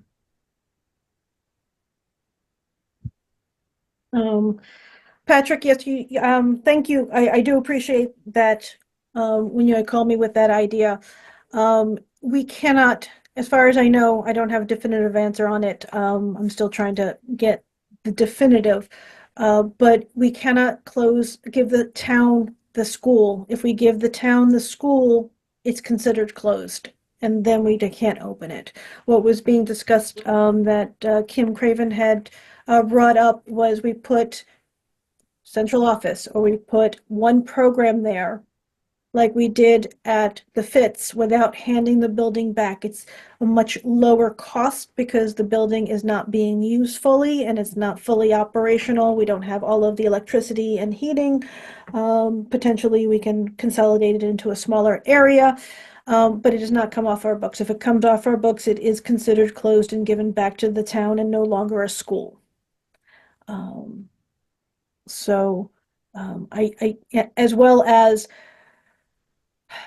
closing it for 1 year right now, there's no way that the town could even start any kind of construction project. A construction project it's a multiple year process just to get the engineering in there, to figure out what they're going to do, how they're going to do it, get an OPM, project manager, and all of that. It's impossible for them to do any kind of repairs in this year, in this short of notice. It's just not feasible for anybody to do. But again, I'm not opposed to talking about how to try and give them the opportunity, because they have really not been given the opportunity to fix their buildings. And they have not been given the opportunity of even trying for MSBA money, which is not fair because every other building in this district has MSBA money that we try to get for any kind of projects. That aside, looking at a number for today, I am not completely happy with the presentation today. Like I said, I think there still needs to be changes to what is being cut, changes to what, how we're approaching some of these. I'd really like to see at least have some kind of assurance that if we look into any of the other negotiations with the unions on things like an insurance opt-out and they go for it and we're going to get some savings from it, that gets incorporated into the budget and save some of the support staff and some of the teachers in place of what is here. I worry with the way that we have been operating that just giving a bottom line number for a override number to the towns tonight, that we're not going to come back to this. And what's presented tonight is going to be taken as what is going to happen. And there'll be no more conversations. So I'm not sure what can be offered up to assure me that there will be more conversations and there will be more adjustments to this, because like we usually do, is a bottom line number doesn't mean what we presented right now that we can't change some of it given new information. But I am not satisfied with the Brad, budget. you want to answer a couple of those? I just, would it be possible, Randy, to put something along with the budget approval, permission for me to begin conversations with the Teachers Association around opt-out and early retirement? And then it's part of the motion. And then that would basically enable me to go forward and have conversations with the association to see if it's something that they want to entertain. And what about the possibility that was brought up about, a small program in Ashby to keep it open, so that we actually have the time to do a full study and take a look at the long-term ramifications for the district, and have all that information at the school committee's fingertips when we go to make this kind of a decision. I've been saying from the beginning, this is a permanent change, and we have not been discussing, and we don't have the information in front of us for the long-term ramifications of this. I can certainly reach out to Mike McGurl of the MSBA tomorrow and find out what exactly it would take to keep Ashby Elementary operational from a minimum standpoint, to see so that it's still part of the district. Whether it be a special education program, some offices located there. I can reach out to him tomorrow and ask him that question for sure. And can you have probably Dave Amari take a look at how the building can be kind of consolidated to save on energy, save on heating and things like that? I don't know how that building is set up as far as zones or anything like that on what can be done to minimize the operational costs if we're only going to have a small program there. Yes, I can do that. And I think if we just make this all part of the motion, put these points as part of the motion, then that will guarantee follow through. I'm going to do it anyway, but it would certainly at least give the committee assurances that it will be followed through on. Let me go to Jill first, then June and Patrick. Hi, so would it be easy enough to put, say, buildings and grounds out at Ashby Elementary and not a program while we do some renovations on that building over the next couple of years? That would maintain something in the building that would keep it ours, and we don't have to maintain so much. Like, I don't agree, putting just one small program out there, but if we put buildings and grounds instead of like a central office, wouldn't that make the most sense? We could certainly, I can, again, in talking to Dave about the entire situation, he's the person to talk to. So if you know the potential of building and grounds moving there, I mean, I would certainly say, you know, that there may be benefits to that, and I can talk to Dave about that as well, certainly. And I'll talk to him about what can be done about maintaining the building so that we're only paying for utilities for the section that we're using within reason. Obviously, you need to keep the temperature within a reasonable amount for the on the entire property, but can do that for sure. June?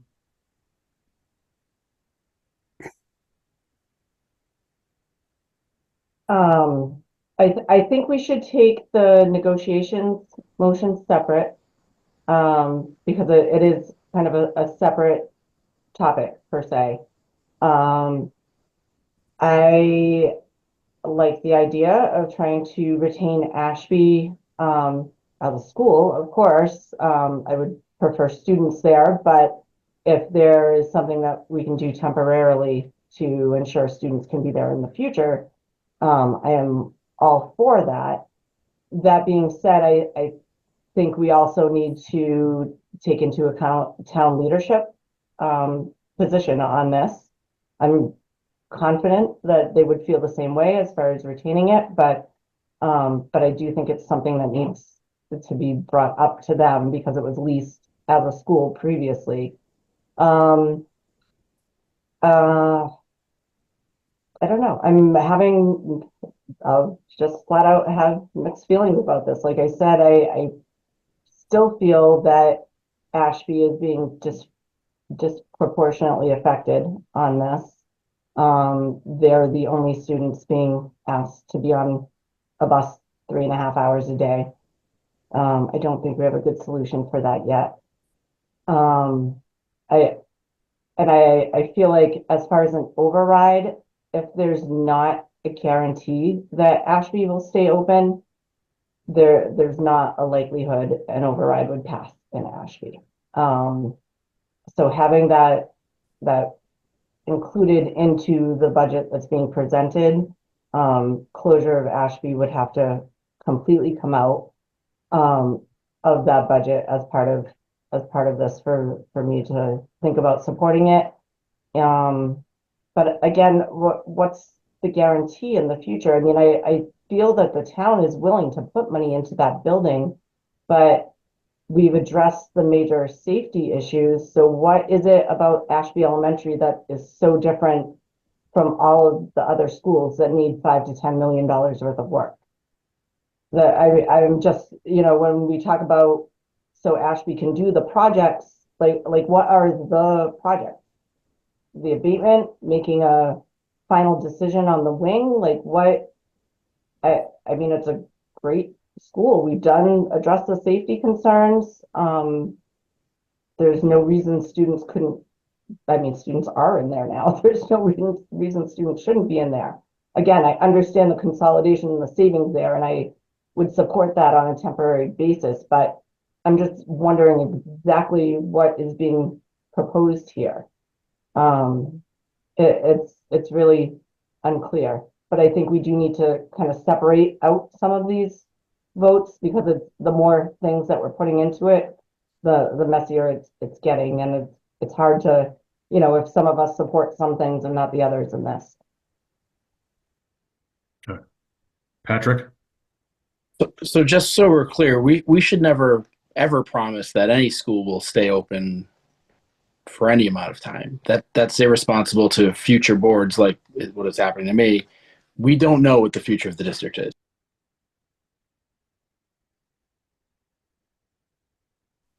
You went on mute, Patrick.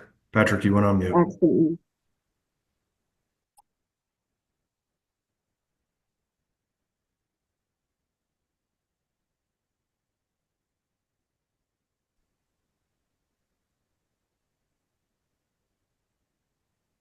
All right. Lisa Martin, you had your hand up. Let's go to you while he figures out his technology. I was going to echo what June had said. I do think we need to separate out the votes because this would be a budget vote and the other vote would be to give Brad the ability to enter into negotiations or different things in the budget. So I do agree that we need to separate the two out. Good, thank you. I'm back. Sorry. Patrick. Yep. It would be irresponsible to at any point promise to keep a school open for any amount of time. I can't, I'm not even guaranteeing that if we find a way to buy a year for Ashby, that it stays a school in the future. It just buys us a year to see if the state funding changes, if Ashby is willing to do the work needed. I mean, if you disagree with the studies that have been done, for a study should be done. If there's that much dispute between the studies that I've read, we need a study then, because it's a third party study. There's no bias. That's not how third party studies work.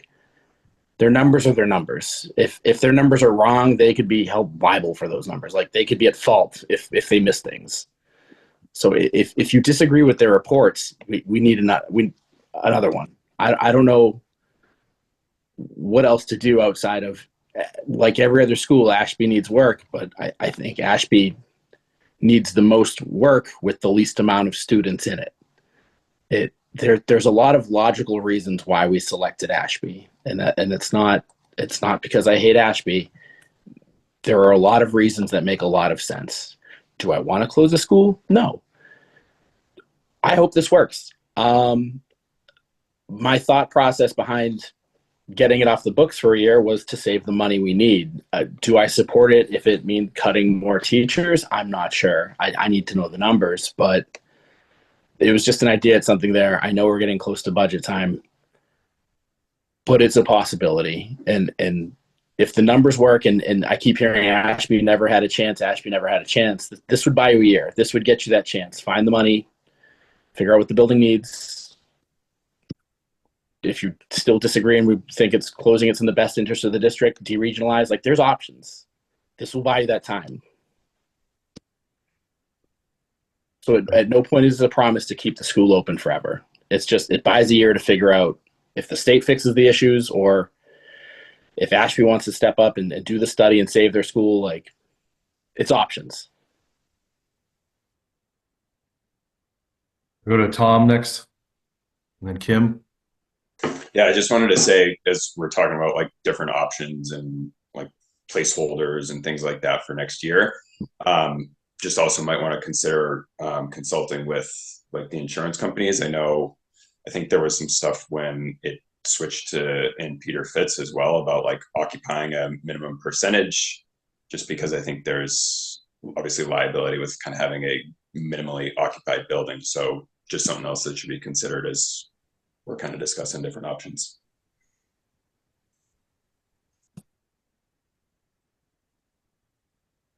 Thank you, Tom.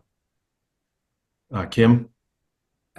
So just to reiterate, it's imperative that each motion be on its own and not to be commingled. There's too much room for error, terminal commas misplaced, that can change sentences. So glad we're in agreement there. And I just think that leaving it an open door and very general is the most important thing on the buildings. And I know prior to me coming on, you've had multiple votes that we don't need to retrace, but to just have that opportunity. So I don't know the right structure of a current vote, and how that would, bear on to your previous votes. And I don't know if you have legal counsel or who would weigh in on that, for the correct procedure to have that motion made, or if we just wing it. I do know that, in our discussions in the finance meeting on the health insurance opt-out, it would be something that we would offer potentially for the next fiscal year, obviously starting July 1st. Teachers, again, if this was an option, they would make an election around June 1st, which, doesn't really help us through this budget cycle unless we're just going to make, a guess on what people would do, which I'm not sure is responsible for us to do on the health insurance piece of it. So at this point, yes, maybe it's a good thing, could certainly help us, could help us in the budget cycle. I don't think we can properly budget for that at this point. Even if we, give the superintendent direction on that side of it, which I think is prudent for us to do, to certainly to look at these options. I just don't know that it's prudent for us to include any potential, savings in this budget cycle.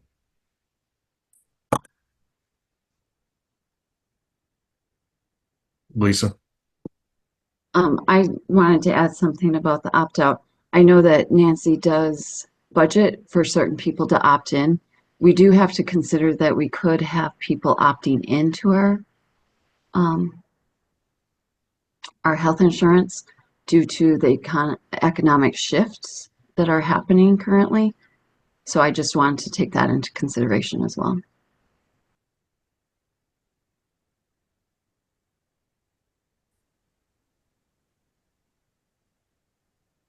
Randy? If we had a survey that went out and we have an absolute conservative minimum that we can take 40% of the people who said that they'd be interested, I don't see why we can't put in some amount in this. Otherwise, why are we doing this? It's just going to go into our E&D. Which we're using all up for this budget, makes it available for next year. We need to solve the E&D problem because we keep putting in E&D and we get to the point where we're over the 5% that we can keep, and then we have to give some back, and then it's a never-ending cycle. Agreed. I mean, that's part of the reason we have this big delta from last year, is our E&D was much bigger last year than it is this year. It was $800,000, right on the E&D side of it, had we done, just by the E&D change. It's part of that $3.5 million difference.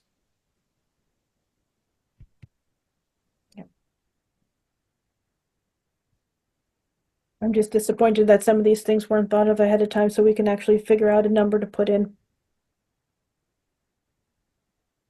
I mean, Brad, extracurricular fundraiser. How did that go this year? We never heard anything about that. We voted on doing fees to try and reduce the cost for the budget. We put in, reductions in the budget based on that. And then we went and didn't do the fees and we did a fundraiser. How did we do on the fundraiser?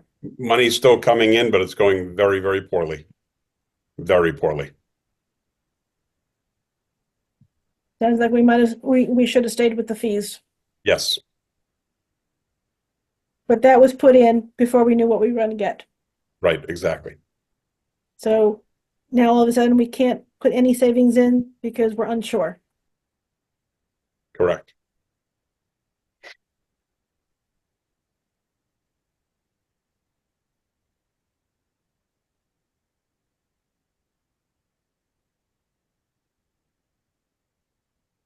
So we need to talk numbers.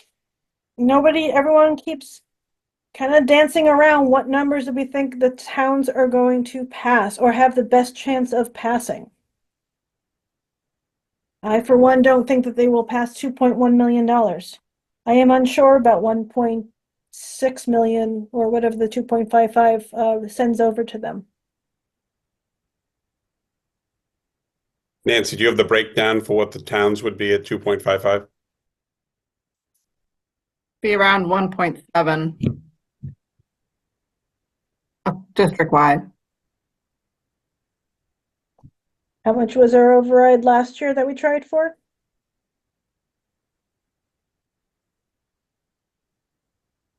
I think it was around that. I believe it was, Around two. I think it was 1.5, but Yeah. There was a couple votes, so yeah. More than one budget was passed.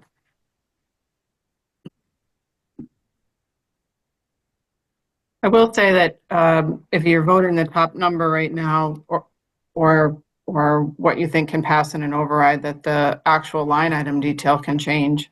It's not required that it stay exactly. In fact, when we have the final settled teachers for next year, we have to move things around anyway. But we do need to know bigger things like we have to have the utilities for a building in there. And with the 255 budget, there's not a lot of room to then pick up all that, what we might need for keeping that open. So it's just, it puts it in a challenging situation to back down. Plus, I guess if there's any changes in where the students will be, obviously that affects what we've estimated for staffing. So I think a little bit of wiggle room is fine. You know, if we have an opt-out and we have a savings, great. We can save a position, 2 positions, whatever it turns out to be after negotiations. But not planning for a building to be open or closed is kind of a big. I probably would almost want to rather rerun those numbers depending on what the committee wants to do, just to make sure we can fit in 255 as we're presenting it.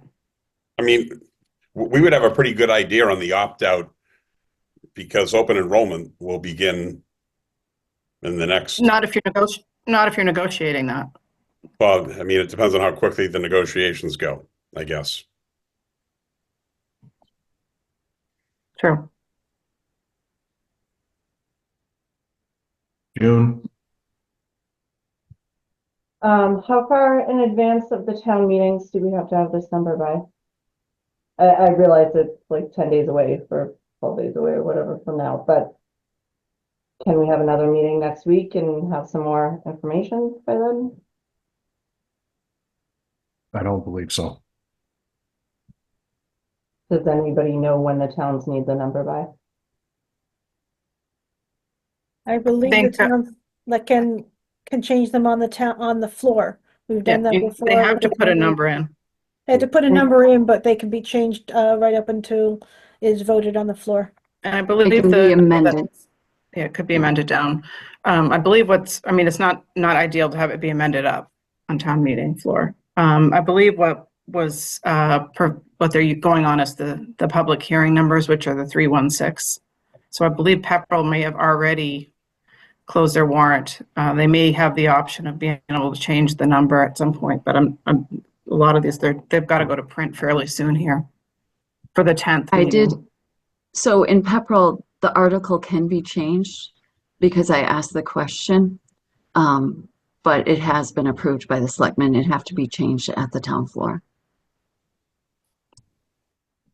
And I did see the Ashby one posted with a number already, so they're not necessarily dependent on us voting right now. They just need a number before the meeting, essentially, to have something accurate to vote on. Right. I didn't hear all that. Can you say that again? I did see Ashby already posted the meeting. There's a number in there as well. So the towns already have a number that they used as a baseline to get these posted. And if it's amended on the floor, we essentially have up until that meeting date to finalize this. But they're using the 316 number. Right. So we just want to make sure we get them a number before the meeting. Yes. Okay. Thanks. But it would be, I think it'd be wise to give them our ceiling to where we want to start it at. If it's the 316 number, that would be the ceiling for the budget. We don't necessarily know how far down we're going. And like Nancy pointed out, even with the FTEs that we believe are there and doing some of the options that Brad put on the last slide, we can capture maybe some of those FTEs back. So I think that's important. Or with different fees that we increase, we can capture some of the FTEs back if we have to.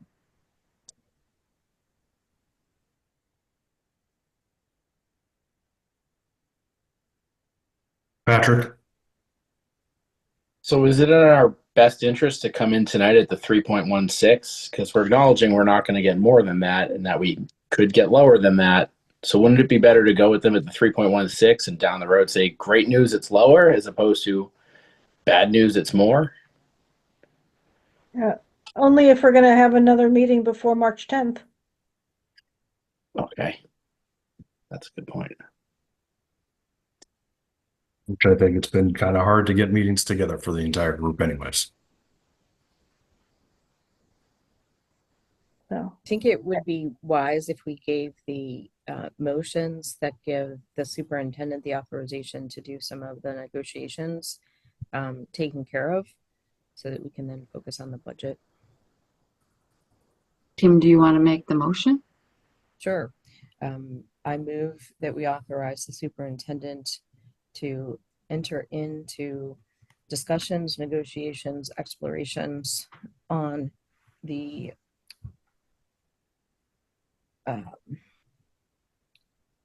guess we'll do it separate. The first one will be for the insurance policies that govern the district. Second.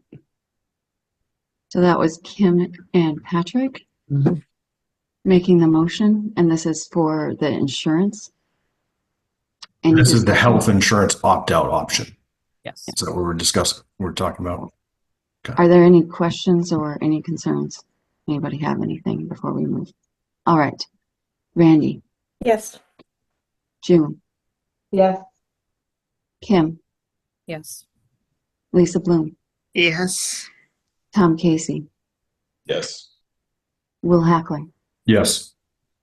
Patrick McPhillips, Yes. Twig, Yes. and myself, yes. So that one unanimously passes. Do you want to make the next motion, Kim? Sure.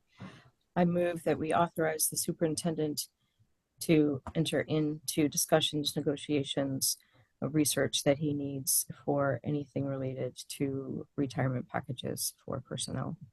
A second. That was Kim making the motion and Lisa seconding. Any discussion?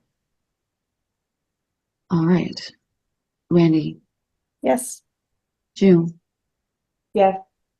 Kim, Lisa, Yes. Bloom, Tom, Yes. Will, Yes. Jill, Twig, Yes. Patrick, Yes.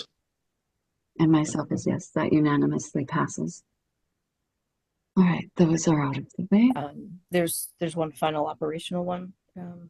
Madam Chair, Kim? and that's on the buildings, that I would move to authorize the superintendent to conduct any research and calls that are needed to determine what constitutes use by the school district for any of the facilities to keep them operational. Second. All right. So that was Kim and Lisa seconding. Randy, Yes. June, Yes. Kim, Yes. Lisa, Yes. Casey, Yes. Will Hackler, Yes. Jill, Yes. Patrick, Yes. and myself, yes. All right. Anything further with that? All right. Let's move to the budget.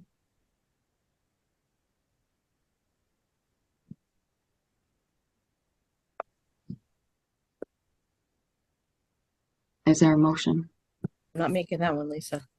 I'm trying to find it. Hold on. I got it. You want me to do it well? Sure. There.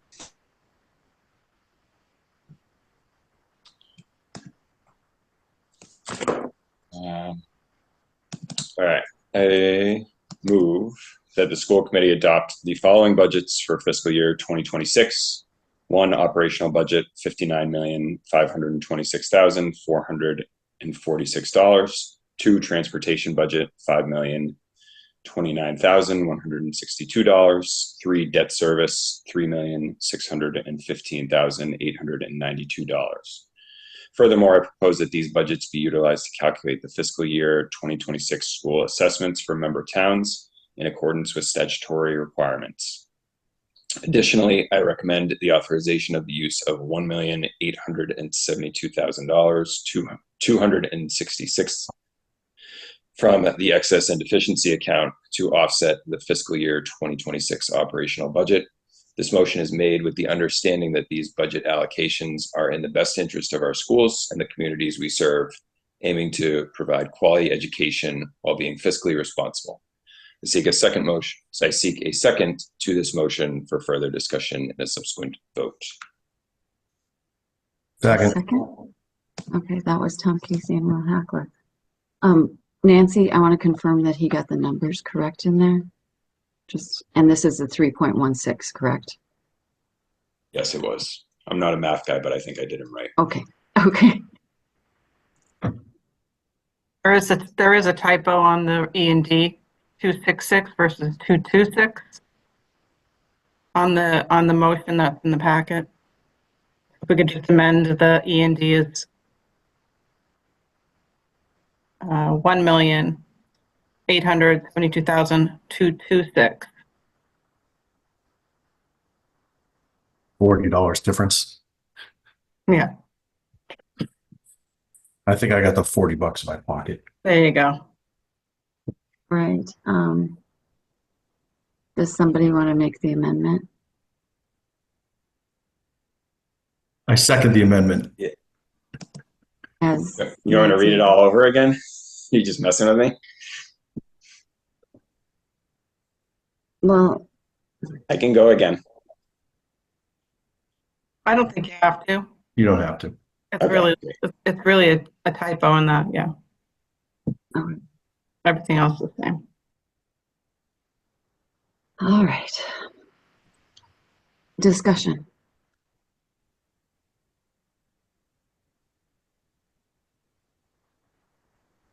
Randy.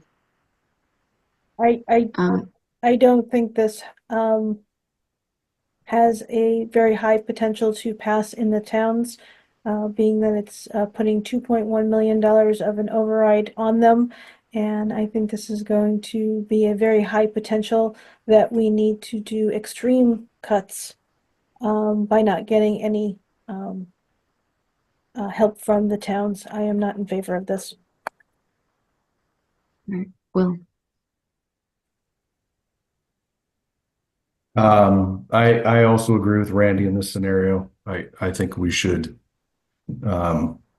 take this step and go a little further. The other $400,000 difference, I believe the number is. I am a math guy, but I'm not looking at both of them at the same time, Tom.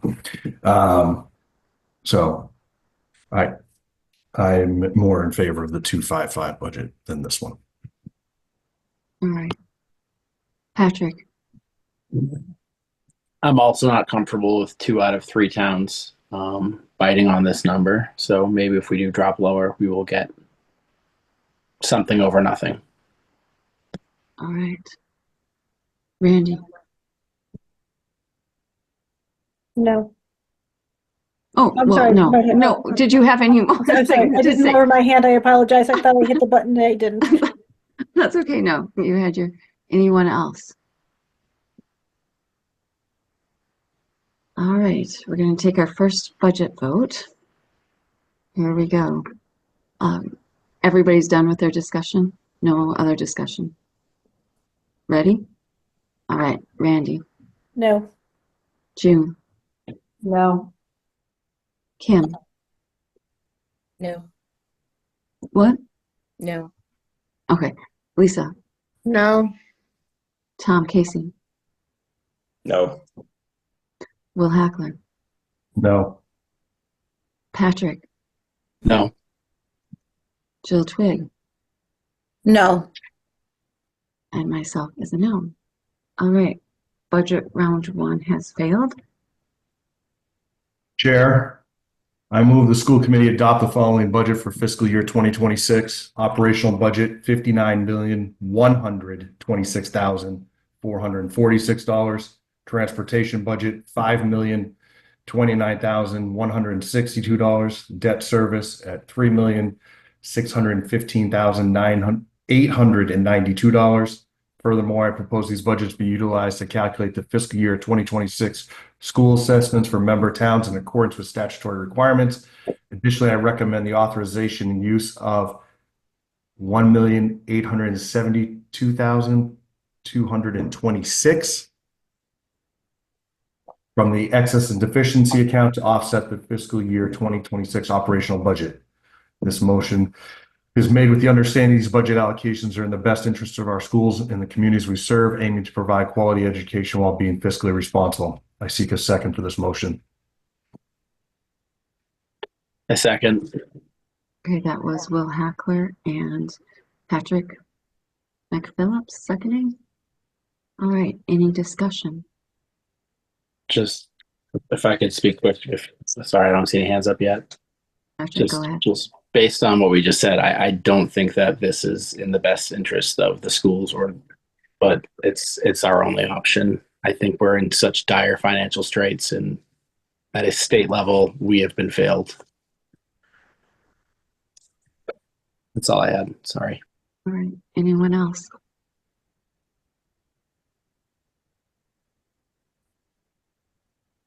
I'm not seeing any. Oh, Randy? This, Nancy, if I remember correctly from earlier, you said this is a $1.7 million override to the towns? Correct. It's 1.718402 over a 3% if the towns put a 3% assessment in. I'm not sure all of them are doing that, but if they did, that would be the difference.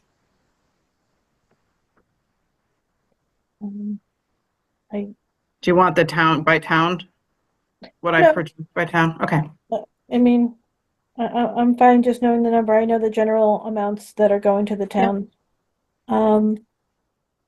I still don't think that we have a chance to pass this in 2 of the 3 towns. I'm not sure if we're going to be able to get to a number that Ashby would be available, would vote for this. And if we're looking at Townsend and Pepperell passed a override last year, and then we lowered our budget. And I'm not sure they're willing to put this much more in to onto their taxes. You're talking in the range of $800,000 or more for Pepperell. And while I don't want to see more cuts, I'd rather see a few more cuts than the entire $1.7 million.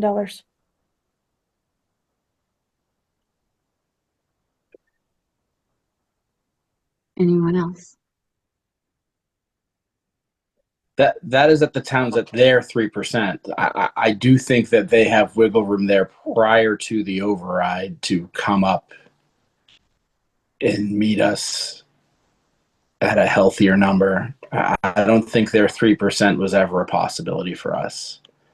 And I think they're aware of that. So I'm not sure about Townsend or Ashby, but I do think Pepperell was willing to work with the 3.16%. So I'm not sure if there's more wiggle room.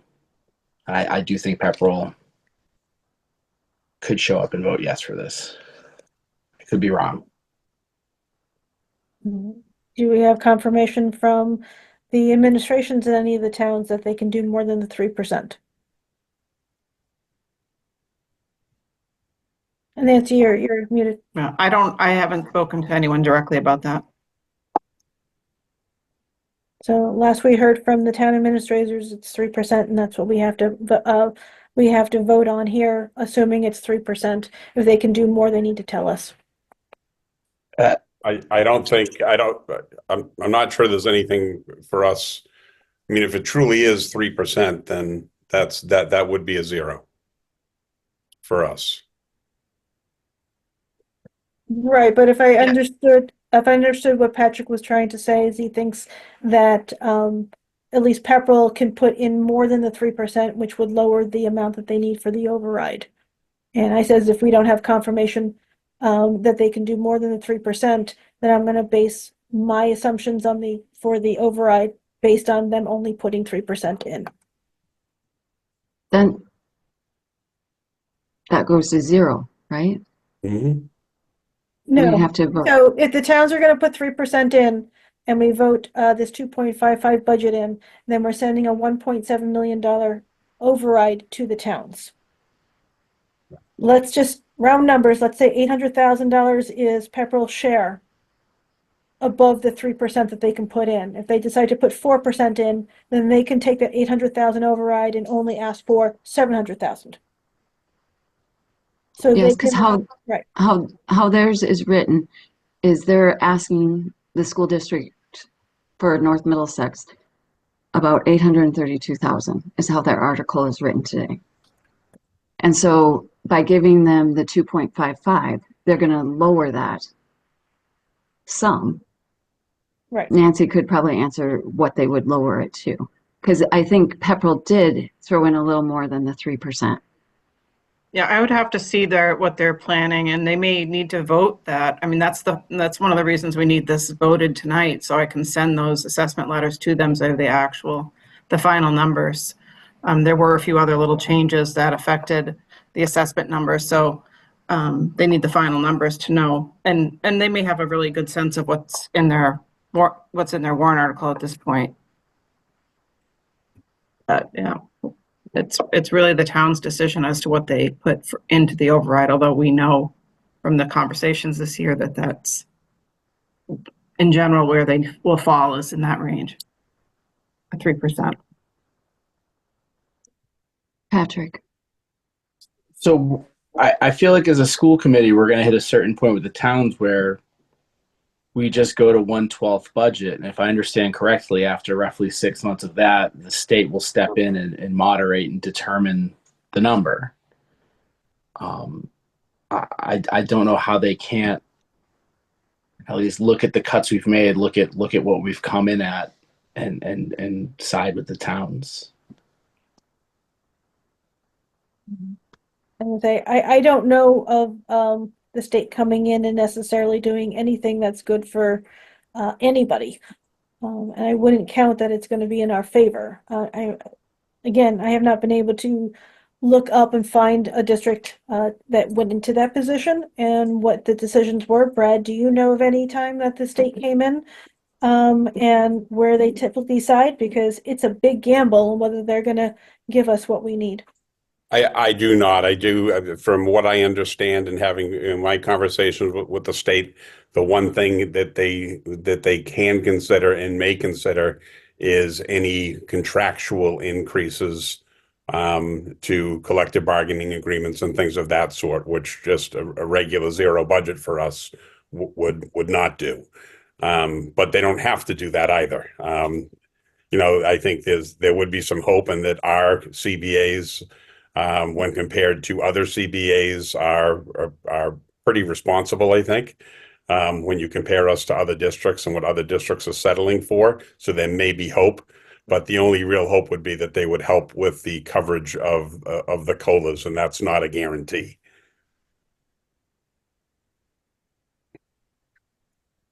I mean, I guess the question is, I mean, from our perspective, and I know that this is obviously extremely difficult, is that we really do need to get the numbers to the towns so that they have a week to prepare. Is there any recommendation from the committee as to what percentage increase, and obviously would entail some work on our end that we would share at the next school committee meeting, but we would at least be able to give the towns a number. I mean, are we looking at the potential of a 2% increase? And maybe that is something that is palatable for the towns and an override. And what do those numbers look like? I don't know, Nancy, how quickly you could maybe punch those numbers in and see what the increases would be. I do agree. I think a 255 is going to be a challenge with the towns. I think a 316 was obviously going to be a challenge as well. The towns have said 3% from the get-go, and that really is for us. It amounts to really no increase, as we know. And that no increase does not cover those other contractual obligations next year. We'll have that. Sorry, Nancy, go ahead. About to get to a 2% would be around another 400,000 for our budget, for North Middlesex budget. And it would put the amount short of the 3% at 1,328,000.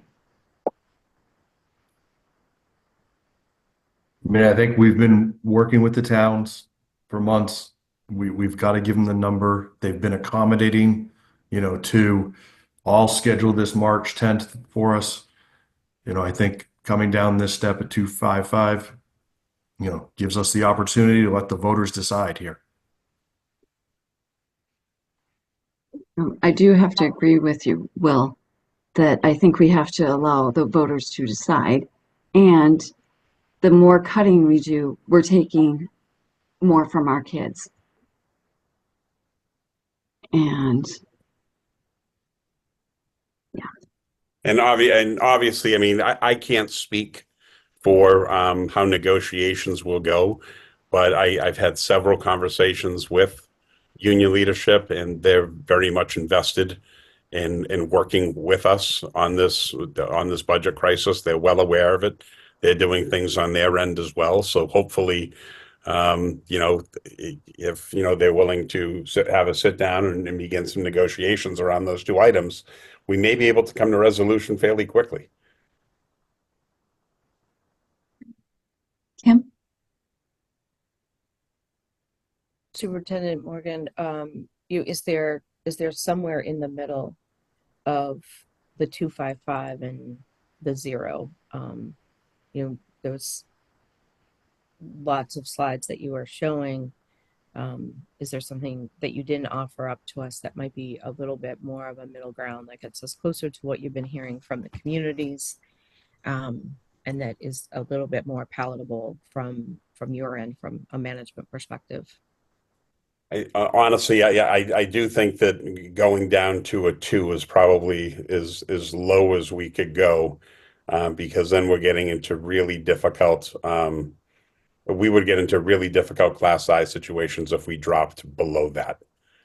And again, right now, as the slides kind of showed, most of or really all with the exception of one of the reductions when it comes to staffing are at the K-8 level, because you have to be very cautious at high school because of the licensure piece and people's specialties, and you only have some people that are able to teach AP classes in certain electives. So it would have a definite impact on students' options upon graduation and potentially getting into a college of their choice if they're college-bound students.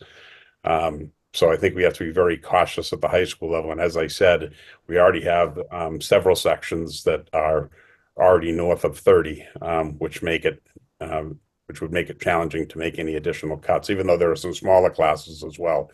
So I think going below a 2 would be very, very difficult to do. Okay. And I hate to put pressure on Nancy live, but is there a way to get what that would look for the community side for us to evaluate? What does that assessment look like for each community?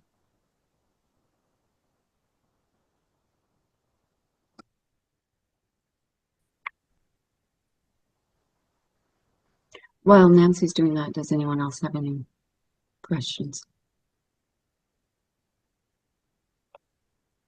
Jill. I just wanted to make a statement. Nancy, if nobody tells you, you are absolutely phenomenal. I have never seen anybody who could come up with numbers that quick, so you are very much appreciated.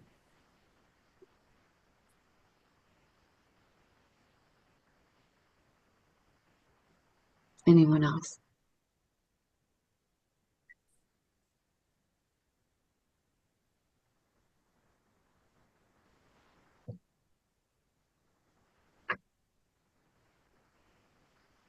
Oops, Nancy, you're on mute.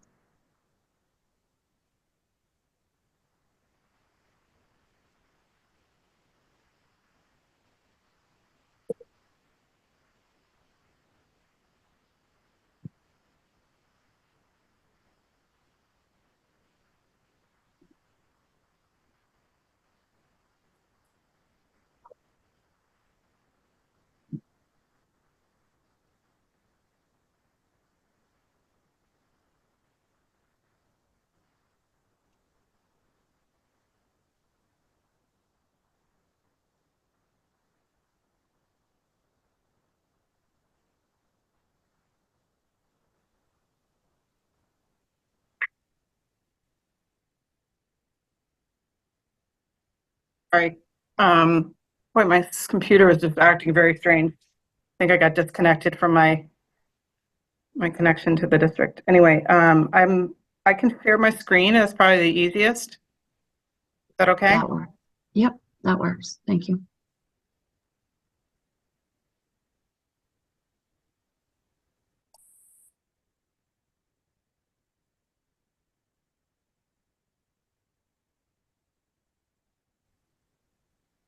Are you able to see it okay? Yes. Okay.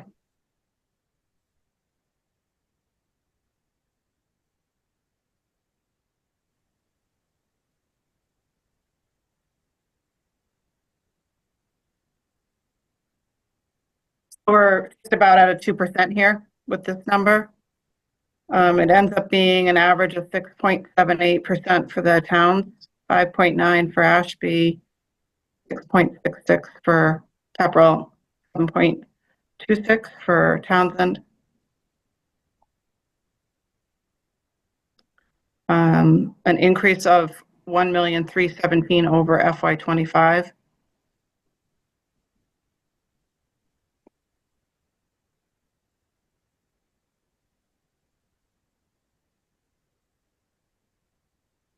Let me just check this for the vote numbers.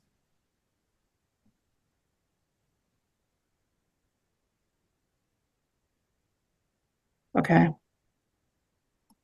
So the vote would be right here. Nope. Are we needing more information on this? Well, we need to vote Are the we two gonna- five Okay. first, and All right, then I'll we stop would sharing. come back to this. That's okay. Nope. We would come back to this, but Okay. I think people just Kim just wanted to see the numbers before I wrote we. it down if we need it. Okay, you got it? Yep. Thank you, Nancy. Yep. All right, Randy. I just want to clarify that 1.317 is that the overall change, or is that what's above the 3% the towns that say that they can afford? That's the overall change. Okay. The other numbers we were talking about, the 1.7 for the 255, is that the overall, or is that over the 3% the towns can? I've been under the impression that the numbers we're talking about, the 2.1, 1.7, has been above the 3% that the towns say that they can afford. Correct. And this 2% budget, if our district budget goes up 2%, is still over the 3%, then they can afford. If we want to be at the 3% number, we'd have to come in at pretty much at a 0. No, I understand that. I'm just trying to figure out if the towns can afford 3% and we give them a 2% budget, how much is their override going to be? 1,348,000 ish. So the 1.348 is over the 3% threshold. Correct. Okay. Sorry, how it was in the when I read it there and what was saying, I was getting confused whether that was just over. Yeah. And if you think of it logically, if we have almost no new revenue, any change that we make to the budget is affecting so our budget's increasing 1.3, the district's increasing that.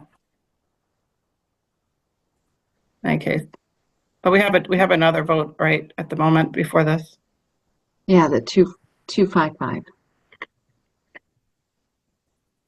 All right.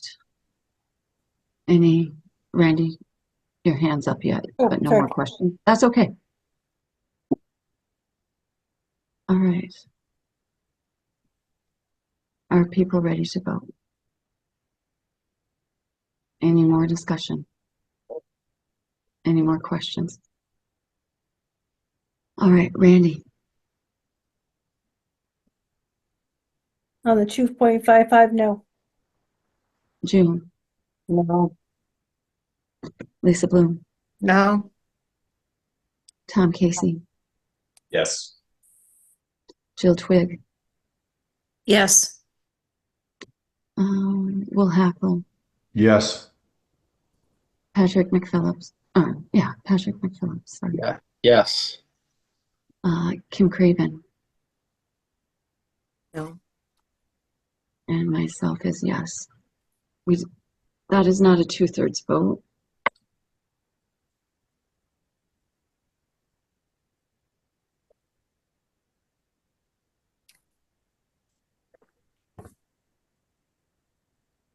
So we'll have to propose another budget. We do have to end the call by 11:59. Madam Chair, can we make the motion that was made before, but substituting the new numbers that Nancy gave us? We Do we can want for the, what, that's the 2%. Do we want to try 2.25 first? Oh, sure. I could live with that if Brad can live with that. Because I mean, this started. it's better than his bottom line. This started over 5%, so I mean, 2.5 would have been halfway. Yeah, thank you, Patrick, for that suggestion. No worries. It's roughly like $200,000. So yep. Okay. So Nancy, that puts you on the spot again. Well, all right, Nancy. can we talk to the, you know, So can you we would have like, some comments from the ones who said no? Like, how much further, do we have to go all the way down to 2, or is there a spot in between? June. I'm not comfortable voting on a budget tonight. Again, I'm not going to vote on a budget that includes closing Ashby Elementary, and I'm not going to vote on a budget with the information we have. There's still a lot of work to be done, and we're just not there. I think we should have another meeting and not have 10 o'clock, 11 o'clock, midnight meetings. That we should schedule something and talk about this further after we have more information. Patrick McPhillips. So we started at 7. I feel like there's a ask for more information at every meeting, and by voting no, you did vote. Just so we're clear. All right. Anyone else?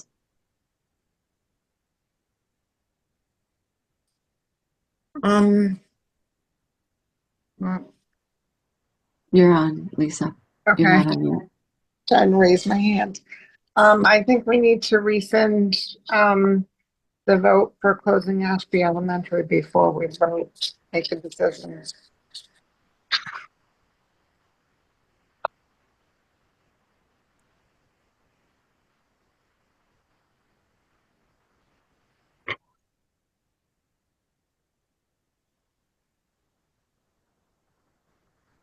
Anyone else?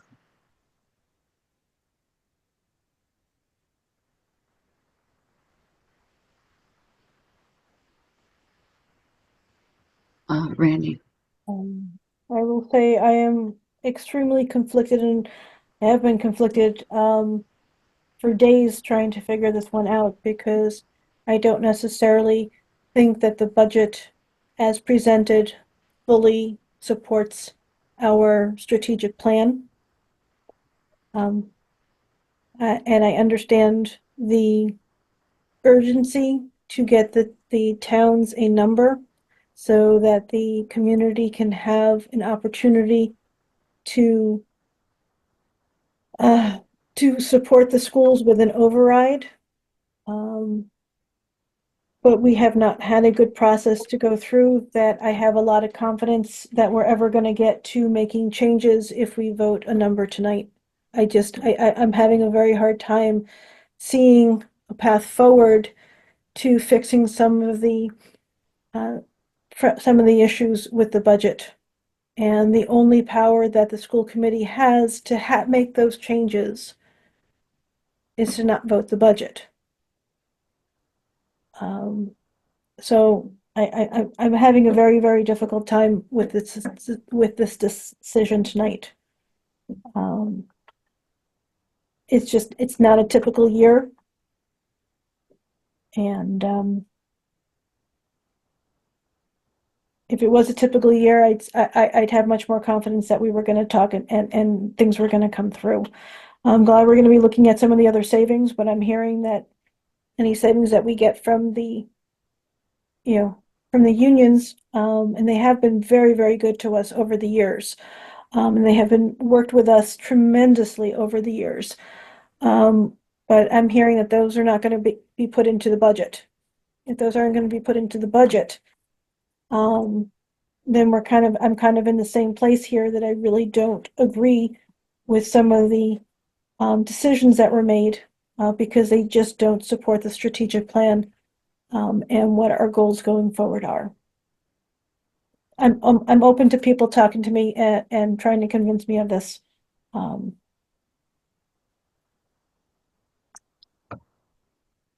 Patrick. I'm gonna abstain from what I was gonna say because it's not polite. I changed my mind. I'm sorry. That's okay. Anyone else? Will. Yeah, I mean, I'm going to just go back to it that the towns, we've been talking to them, they've been accommodating, we've held public meetings, we've had this discussions over these things, we've killed a lot of this stuff over and over again. It would be unfair of us to not give the towns a number at this point when they've set up these meetings to do this. I understand there's still work to do. There always is. But by doing it here at this time frame, like we're giving the voters a chance to speak to us, as opposed to in prior years doing this down in April, doing it for May town meetings, and then having issues at that time frame and going back and forth to this later. It's not a good situation. I get it. This train's been coming down the tracks for a while. I know some people haven't been here for this, but like we've seen this stuff coming, and I think it's very important that we give these towns the numbers. And I think, working down to 255, we've done a lot of work to that point, and it certainly shows effort. I'm going to take a comment from Brad. Whoops, you're on mute, Brad. Yeah, I got it. Thank you. Just wanted to just say, I mean, again, just want to be clear because it seems like a couple times that comments are being made with regard to the work on some level that has been put into the budget this year. And I can say that to say tirelessly, that doesn't even really fit what we've done this year with regard to the budget. We've been working on this budget since August. And I simply want to remind the committee that in reviewing last year's budget documents, we were still creating budget documents in May of last year because of the override votes. So this is very similar to last year. I think the cuts are certainly more substantial. And everyone knew this. I mean, we talked about the fiscal cliff. And it's here and it's come. And we are hoping that at some point the state will step in. And I actually do think there's hope for that right now. But I can assure the entire committee that I mean, I just don't agree that the information's not there. We've done everything except name names, which is something I've been very public about. It's not something I'm going to do. So we have worked extremely hard. It has been the focus of everything that we do. And quite honestly, other aspects of our job, I can say with confidence, are slipping because of it. That's all I had to say. Thank you. Thank you, Brad. Kim. Thanks. In saying what I did earlier, that I didn't support the override last year, I've been paying much more attention to what you all have been doing. I'm not as up to speed.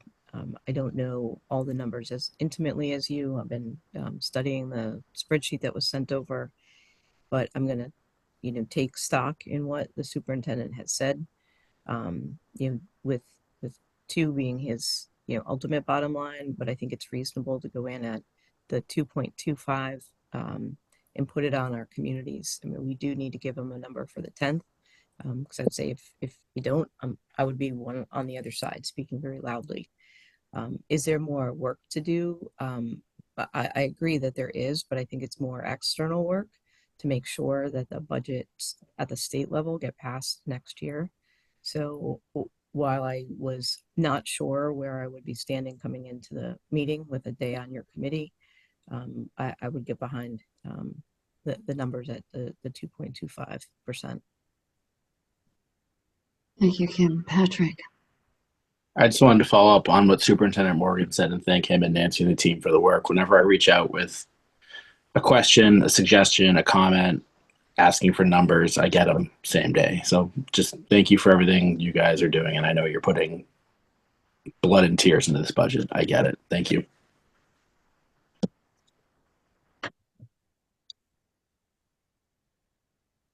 Anyone else?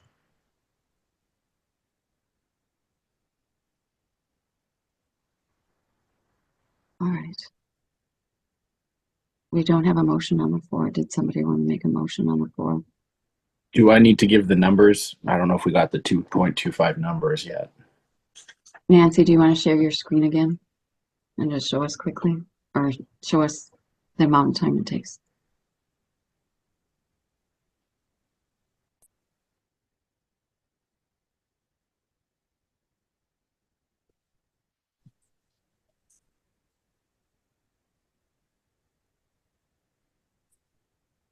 So the highlighted ones, Nancy, or them? Yeah, hold on one All right. second. Just make sure that's what, so that's the 225. Yep. It's an average of 7.25% for towns. Okay, those are them. Yeah, let me just write them down real quick.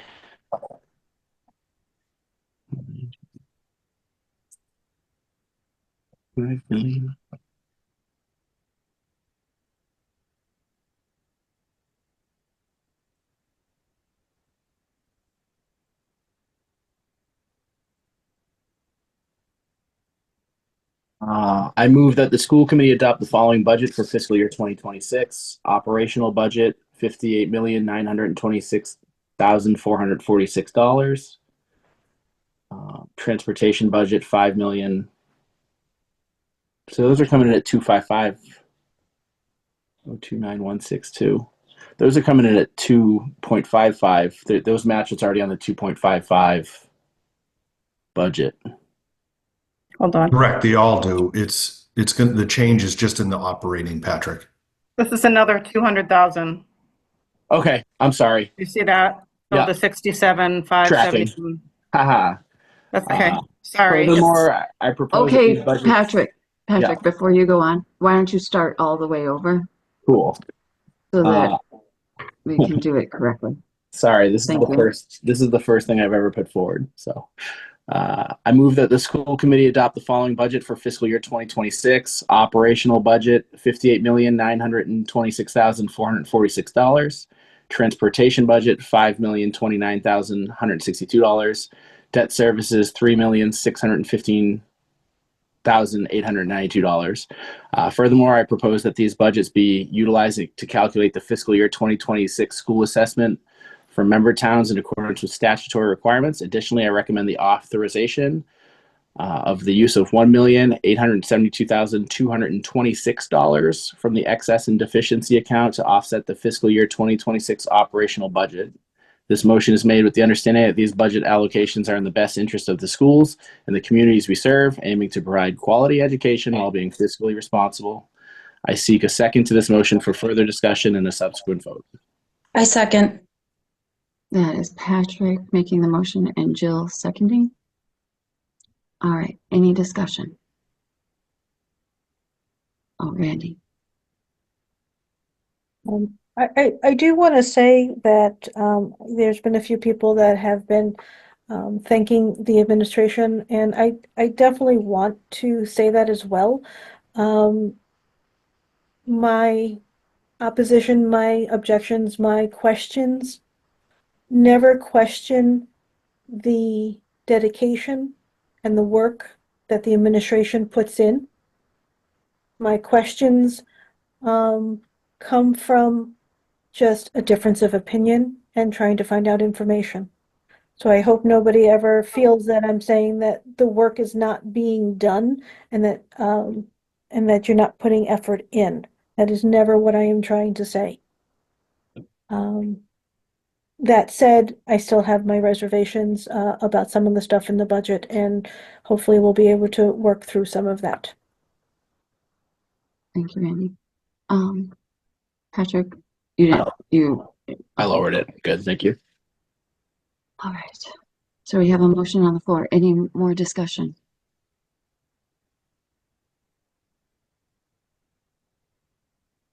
And I am going to say that there is more work to be done on the budget, and I will be sending out a spreadsheet for people to put in their availability of dates and times. I will send it out this evening, hopefully, and people can fill it out so that if we have to have another meeting, we can get it done. All right? Any more discussion on this before I take the vote? Everyone's good? All right, Randy.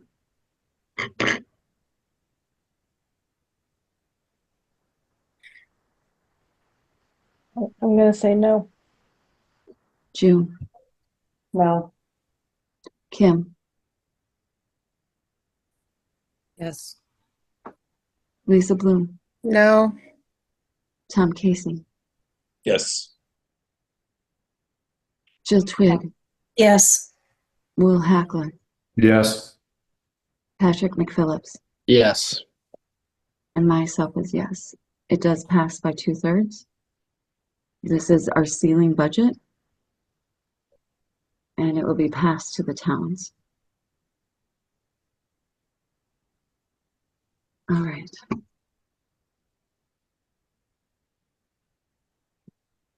Can I make a motion to rescind the vote to close Ashby Elementary?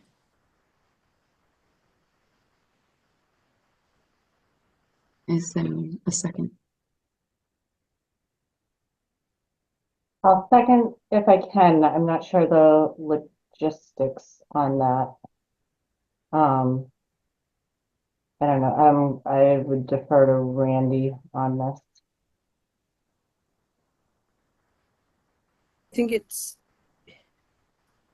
I think we don't know yet. So does the vote allowing the superintendent to investigate what keeping a school open looks like kind of override that at this point, puts that stopgap in place?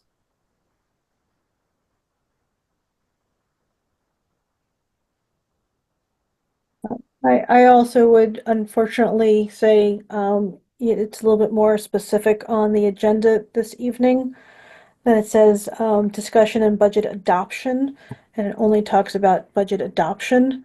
Then I'm not sure that it's a complicated thing here because I think, like what Kim said, that we're looking into it. I do think that we'd probably have to have legal involved. I'm fine with waiting on this. I would still like, discussions to be had. I understand. I don't want to, break any open meeting laws or any laws or anything. So that's what No, I don't either. Yeah, No, I understand, I think and I it'd just be appreciate better. it.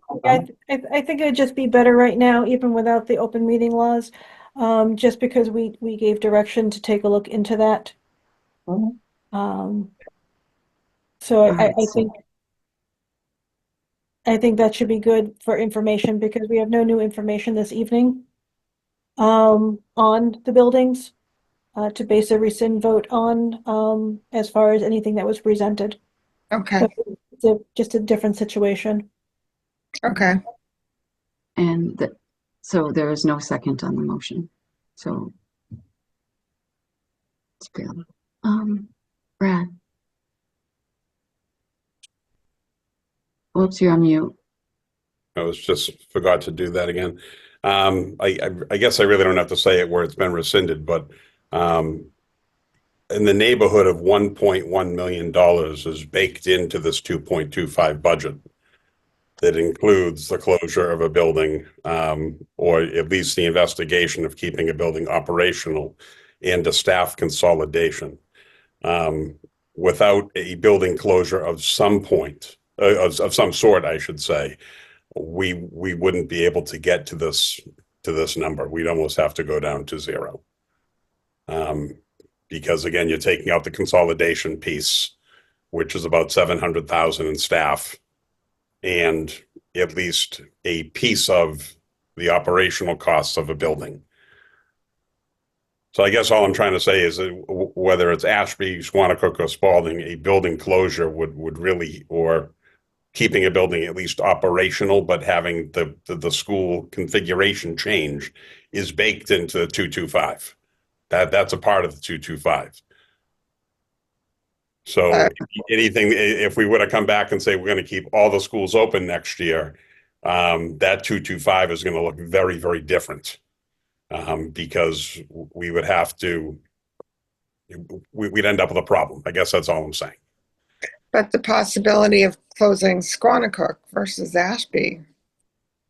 The thing that you have to know about Squanicook is there was a huge project from MSBA done in Squanicook. And so their clawback money is going to be substantial. We still owe money on the project. Yeah. There's a debt service on it. Yes. Spalding was, as you saw, is a different situation. But again, regardless of whether it's Spalding or Ashby, I'm just saying that a building consolidation of some sort is baked into the 225. Without that 225 is going to look much, much different, because how we get there is going to involve, it's just going to create more issues for the district.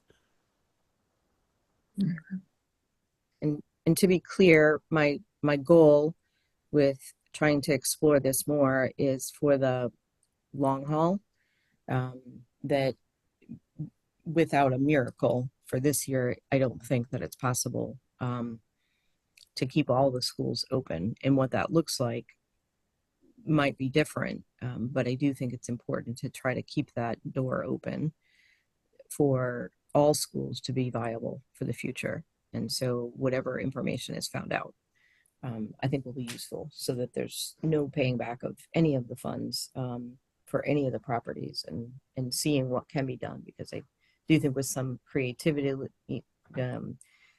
there could be uses for any of the schools, and just leave it at that it doesn't have to be one in particular, but that if there's the will, I think that there's the opportunity to have things for the future. So hopefully there'll be good news that comes back from the discussions. Thank you, Kim. Next, is everyone good? Next on the agenda is the Town of Pepperell article. That's just put in your packet for information. That's how Townsend wrote their article, or not Townsend. Pepperell wrote their article. All right, Randy, on to policy. Yes, there are 4 policies. Kim, you would have had a chance to read this another time, but these are up for adoption. They've already been out to for a first reading. Our policies from the school committee get recommended to the full committee for a first reading. They go out for a minimum of 3 weeks. Usually it's one full meeting between for the public to comment, or for school committee members to comment if there's any changes that they want. And then it comes back for a full adoption for any of the changes that got made. These 3 that are up for adoption this evening, for your benefit, these were all just, except for, actually, we're going to skip the AC. And just do the IMG, IJOA, and IK. And these were just, that came up in our 5-year review that we were changing and doing some minor updates too. So I'm going to make a motion to approve IMG, Animals in School, IJOA, Field Trips, and IK, Student Progress Reports to Parents and Guardians, for adoption. I second. That is Randy making the motion and Lisa seconding. Any discussion? All right, Randy, Yes. June, Yeah. Kim, I will abstain from this. Tom, Yes. Jill, Yes. Will, Yes. Patrick, Yes. and Lisa Bloom. You're on mute, Lisa. Still on mute.